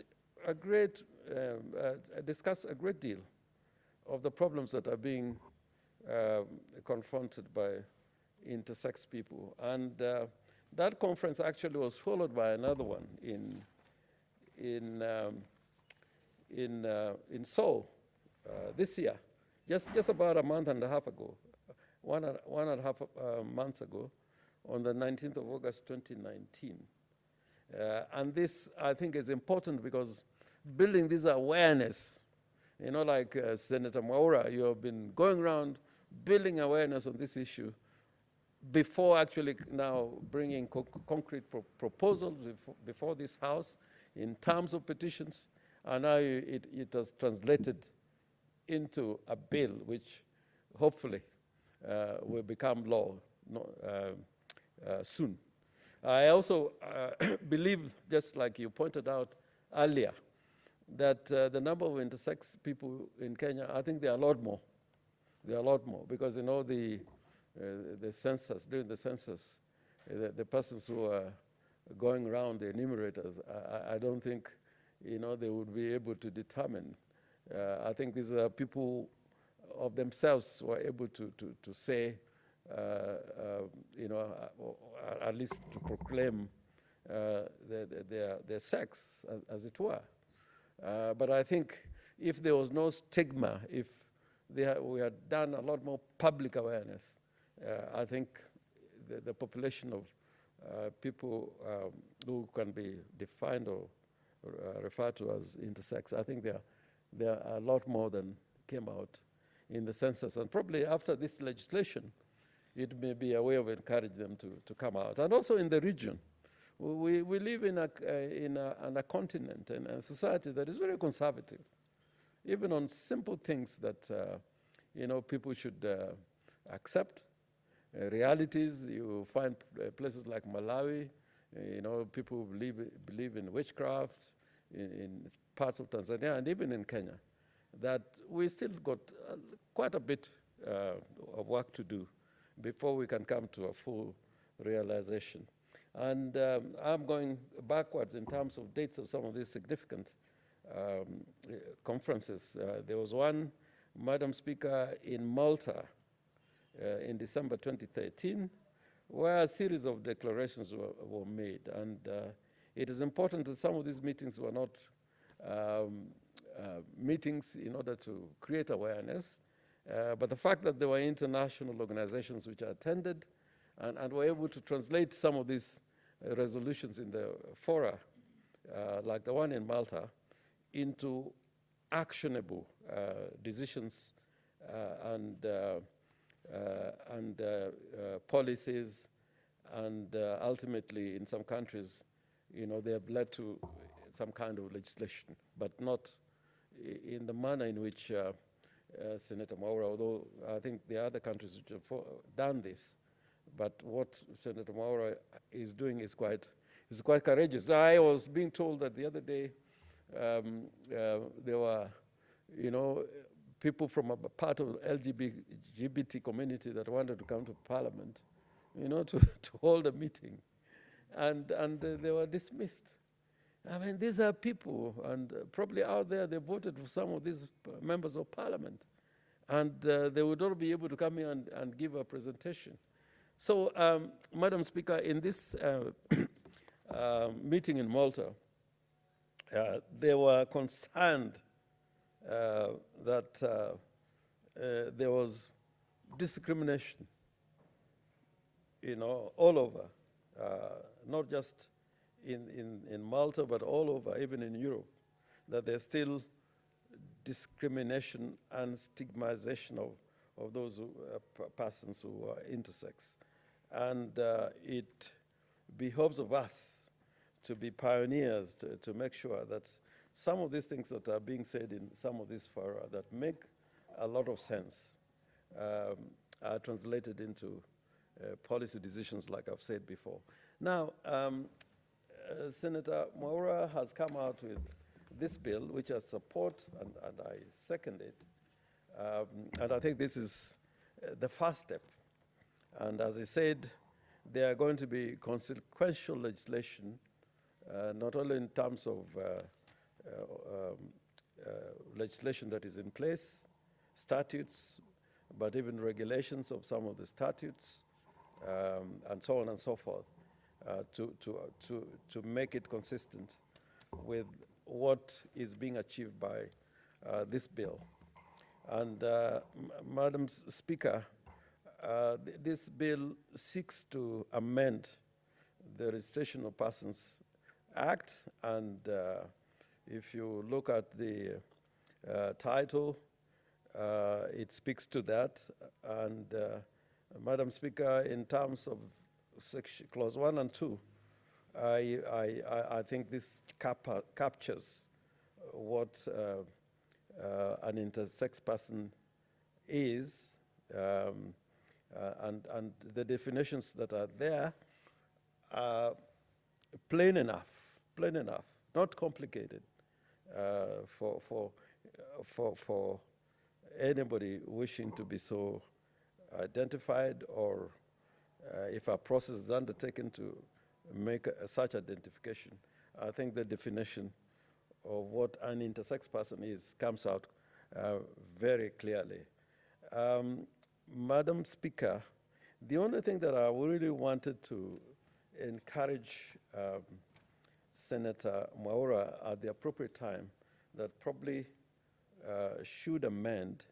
We may not actually amend the section, but I'll cross-reference it with another section, the penal section, the section creating offenses, that's section 14 of the Registration of Persons Act.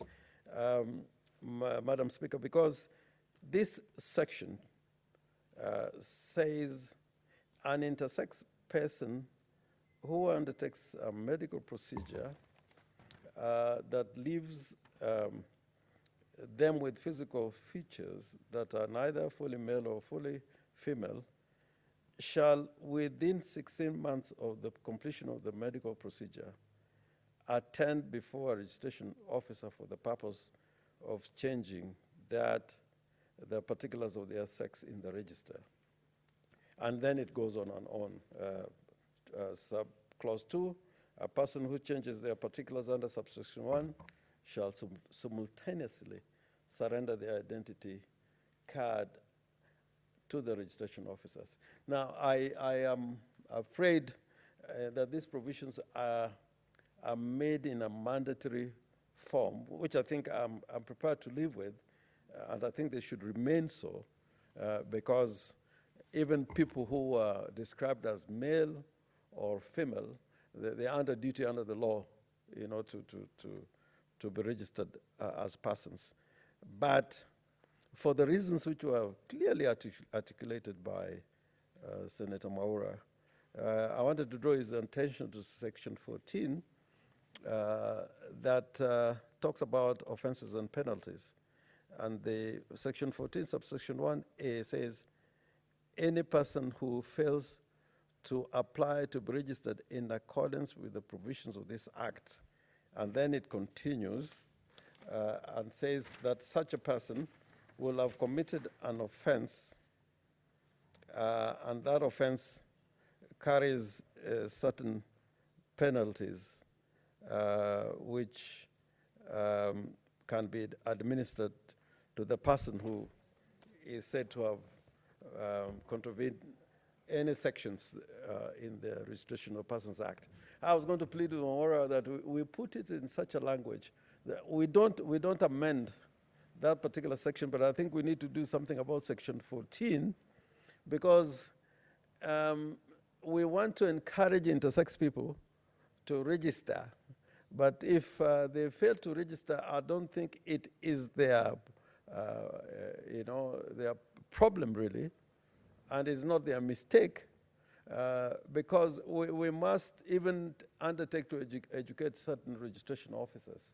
That, for example, somebody appears before a registration officer and wants to declare himself as intersex. Probably you'll undergo so many questions, so many problems. You'll be asked so many questions. Have you gone under a procedure? Where did you go? You know, I remember one time when President Museveni was saying that, sometimes you could find a person who wants to invest in Uganda. The person is very enthusiastic, and probably has visited Uganda before and loves the country. But his first point of contact is with an immigration officer, and that immigration officer may ask so many questions that in the end he says, I have a visa, I have a legitimate reason to come into this country, but now that I'm being asked all these questions, I had better go away, but after all, it's my money. So some of these laws can be frustrating. It's not the mistake of the person who is seeking registration, but it may be used by registration officers to punish those who they should not be punishing or prosecuting. So in effect, Madam Speaker, I'm supporting that this clause should remain intact the way it is, but I urge that at the committee stage, or even before we can continue to debate on this matter, and have a new section or a proviso to that section 14 that I've been reading, so that we do not punish intersex people for a matter which, for a reason which it is our own problem. We have left them out of, the general society. And this bill wants to bring them, as part of humanity and fellowship and nationhood, and this should not be used to cause the kind of problems that I imagine that it would cause. Now, Madam Speaker, having said all that, I hope that this bill will find support, popular support, and lead to even general recognition of LGBT persons. Because, sometimes we want to live in the past. We want to live in the past. In the United States now, you have somebody who is running for president in the Democratic Party who is gay. What about if that guy becomes president of the United States of America, and we can't turn him away from the airport? I think we have to live up with these new realities, and I think to that extent South Africa has done so well, in opening up and making sure that sexual orientation is not a matter for to bring about discrimination, and you can see even the leadership there talking from the president down, talking about the gay communities and so on. And here we are still trying to live in the past, and there are many other things which the world is coming to live with, and we cannot be an island. Even as we say, we are a nation of religions, but we must remember also there was one time that Kenya would it would rather be said that Kenya was a Christian country at one point in time, which was not true, because there were so many religions, and I think it was courageous of those who worked hard, and then for those who formulated this constitution, not to recognize Kenya as a nation which was committed to any particular church. This was the great message of Gandhi, because Gandhi lived in India where Hindu nationalism was at its height, and Gandhi propagated a philosophy of creating one nation called India, which had no state religion. And that, you can find that, in India now, a population of 150 million Muslims can live with a population of 600 million Hindus. I think that even in Europe, in Ireland, Northern Ireland, Catholics and Protestants have been fighting over centuries. So visionaries like Gandhi, Mahatma Gandhi, were way far behind, ahead of their contemporaries in many matters. So, Madam Speaker, without taking any more time, although I could speak more and more, there's still a lot of time. But I think this is a bill that I should commend to my brothers and sisters in the Senate. Now, in the memorandum of objects and reasons, I think Senator Maura has done well, although it is not a whole chapter, as it were, but it's spelled out clearly what are the objectives of this bill and why it is relevant, and then say quite clearly that this law is not going to, in any case,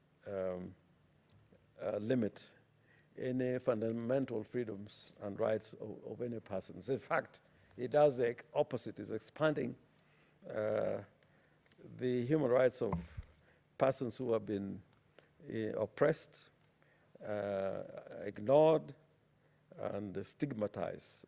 And I hope that even by discussing this bill itself, the intersex people living with us should come out openly without fear and know that they are truly Kenyans. And like any other Kenyans, they should enjoy all the fundamental freedoms that are set out in the Constitution. And our Constitution was very well considered. As I said, the rights and freedoms under the Constitution are not the only ones. There are others, because these are, human rights cannot be abridged. They go beyond what is stated in the Bill of Rights. So let them come out as patriots, and let churches, and mosques and other temples and religious organizations also come out clearly.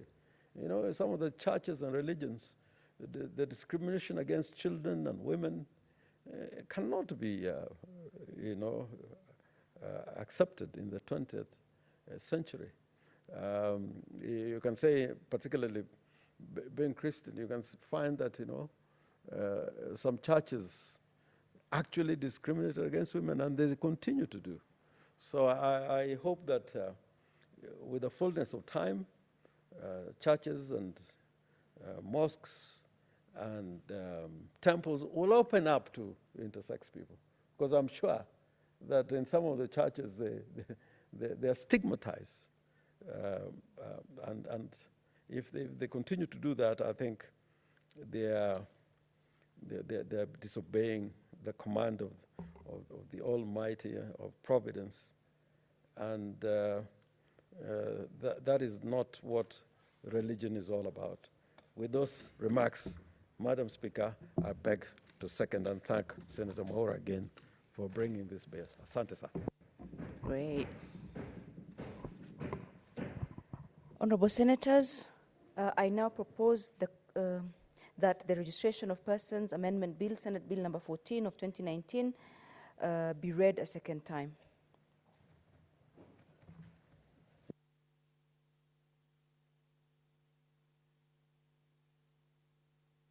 Senator Sylvia Kasanga.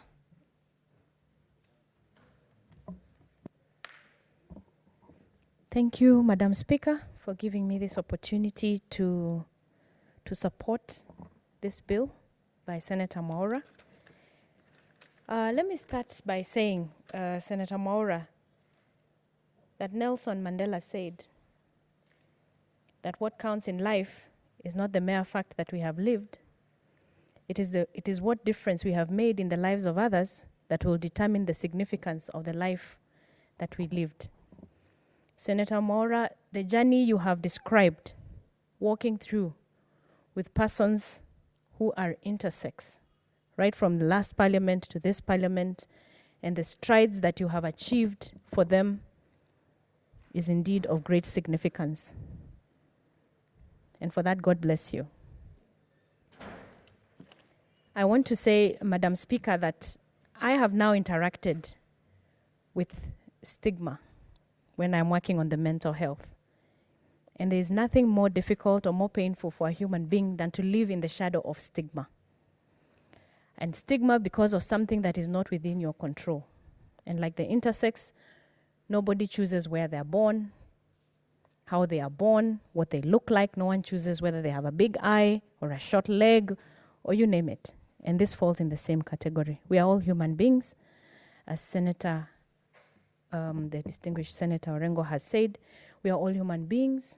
And we have a beautiful constitution in this country that recognizes the Bill of Rights and the fundamental freedoms of every human being. I want to also say that, as I said one time, we tend to live in a bubble, that as long as I am okay, as long as my children are okay, as long as my parents are okay, then the world is okay. And we lack the empathy, and we refuse to see beyond the bubble. And what Senator Mwaura, you have done here today by bringing this bill is bring the information and the knowledge that we need so that we can look beyond our bubble. That bubble which we wish every human being could look beyond and then make this world a much better place. I did not know much about intersex myself. It has taken a breakfast meeting with Senator Mwaura and the intersex community, Kenya Human Rights, and amongst others, for me to understand what does this person actually go through. Also, just to understand this stigma around them that they are not normal. And just to realize that I have been interacting with them every day and I just didn't realize. And then to understand the challenges they go through as intersex, that they cannot get the registration that they so deserve, is actually heartbreaking. So I want to thank you, Senator Mwaura, for bringing this bill here today, for teaching us what is intersex, and for making us understand the challenges they go through. And I also want to agree with you, Senator Mwaura. You have said here that this platform here, that is the parliament, in as much as, yes, we can be castigated for all the wrong things, but some of the best things also happen here, because when would have these people gained a voice? Thank you for speaking for them, for the disabled, for the minorities, and I agree with you, it is in this house that we make a difference. And this bill definitely, I am sure, will pass this house and the next. And already what you have achieved for the intersex, having them counted in the census, is most commendable. The very essence of our being is what we are discussing here. That you have been born in a certain way and you should be recognized that way. And true enough, many of them maybe don't even need to go through an expensive surgery to determine whether they are male or female. They can live normal lives as they are. So at birth, that they recognize they are intersex is a beautiful thing. So thank you for changing that definition of sex to include the intersex. And then later in life, they can decide, somebody can decide for themselves as to whether they want to do a surgery, if they can afford it. As we know, many Kenyans cannot afford these expensive surgeries. So I appreciate that provision that you have added there. And the fact that they then can make a decision upon puberty, those who can afford, then they can choose whichever of the dominant sex that there is. Then they can choose through either an elective surgery and then get the identity change without a challenge. That is something I really appreciate. I myself have had challenges with my ID card, and I cannot imagine what the intersex go through. And I had the case of one, I remember when we had the breakfast meeting, and he was talking to us as we were sitting on the side on the challenges they go through. And I really appreciate that this is going to be now tackled. So I don't have much to say more other than to support this bill and to thank everyone who has worked with you, Senator Mwaura. I know now the journey of working towards a bill. It is really, really, really tough. And this is something many Kenyans don't understand. And without the support of people like Kenya National Human Rights and other CSOs who have been out there working even by the time they get a voice at Parliament, it really, really is difficult to get some of these agendas out. So we have to thank everyone who has worked with Senator Mwaura to reach where we have reached today, because it is a tough journey. It is really, really a tough journey.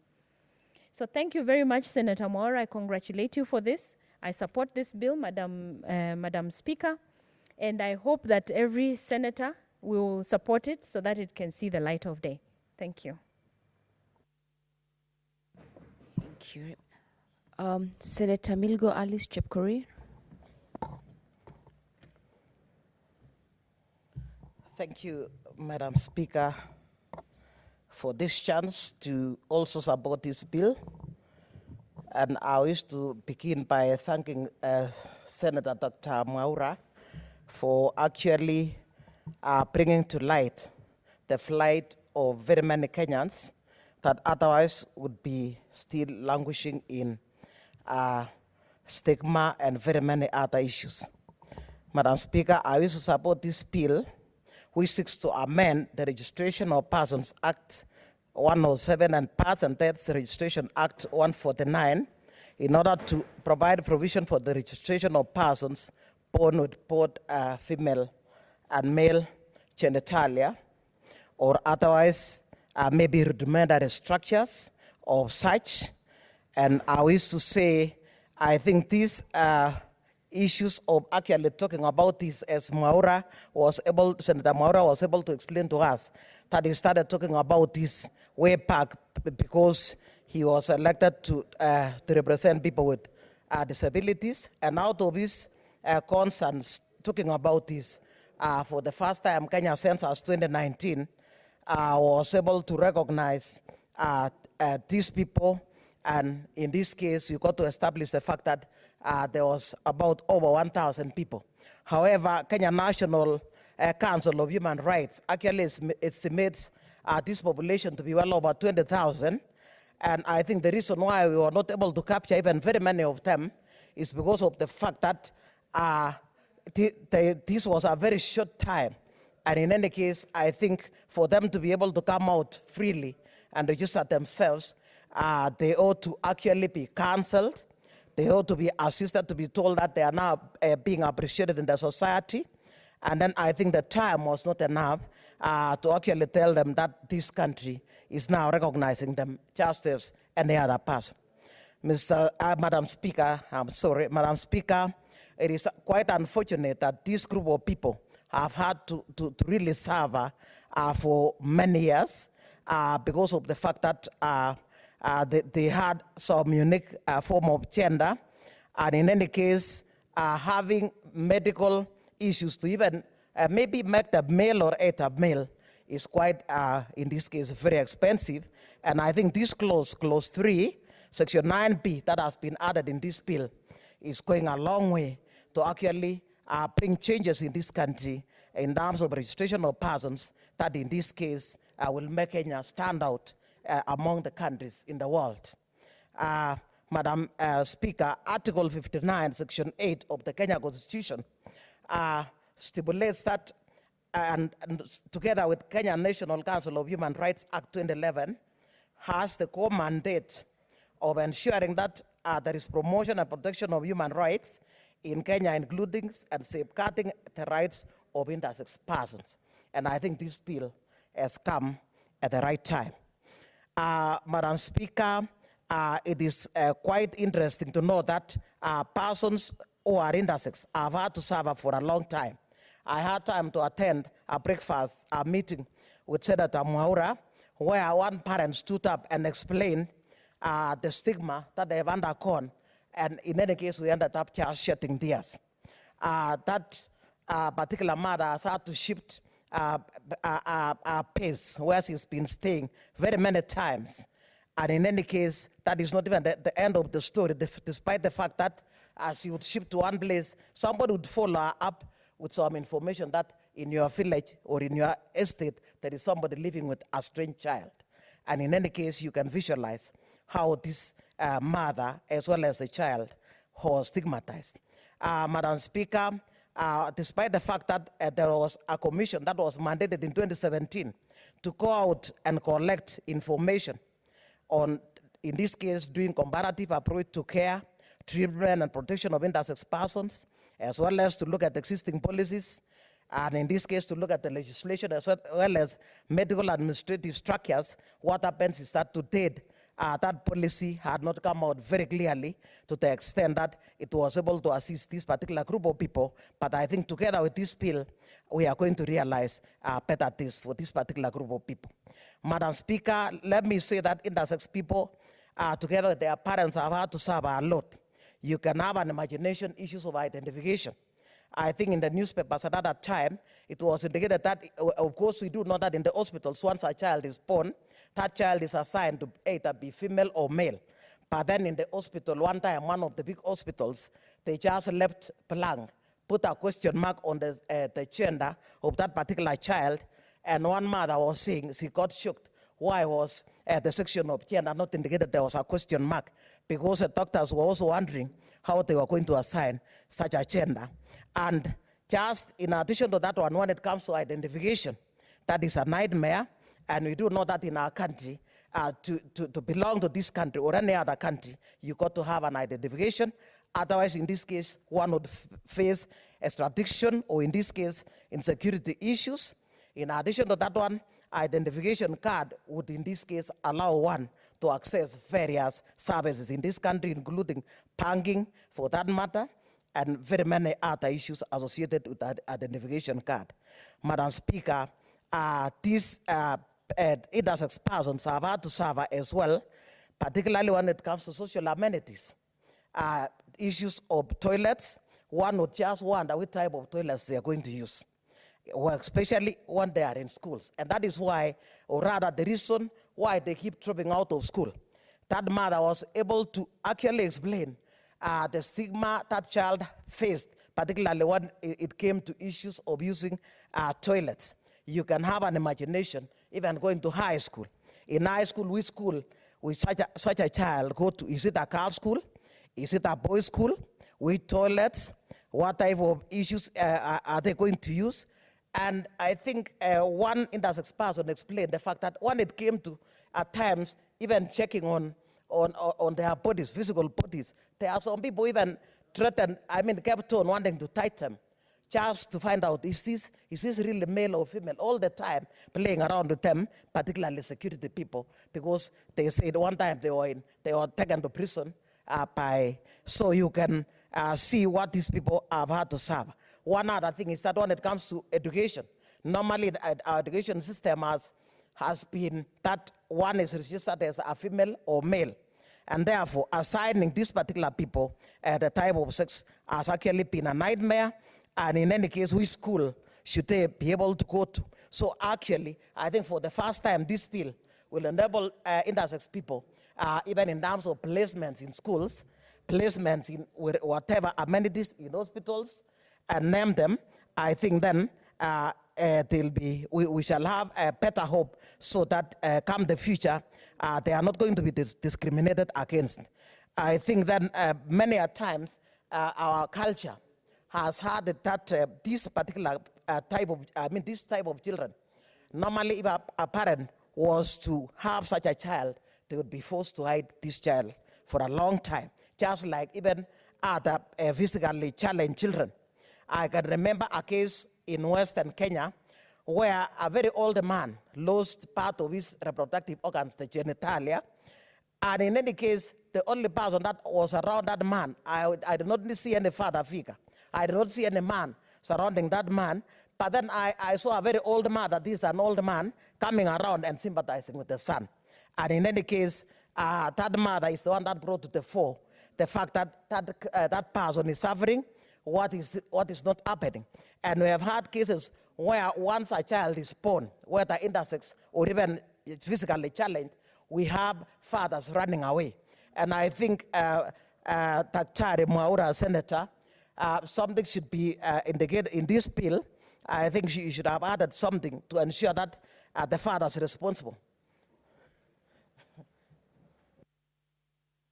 Senator Milgo, you have 10 minutes left, and you can contribute to the next sitting. Honorable Senators, it is now 6:30 p.m., time to adjourn the House. The Senate therefore stands adjourned until Tuesday, 12th November 2019 at 2:30 p.m.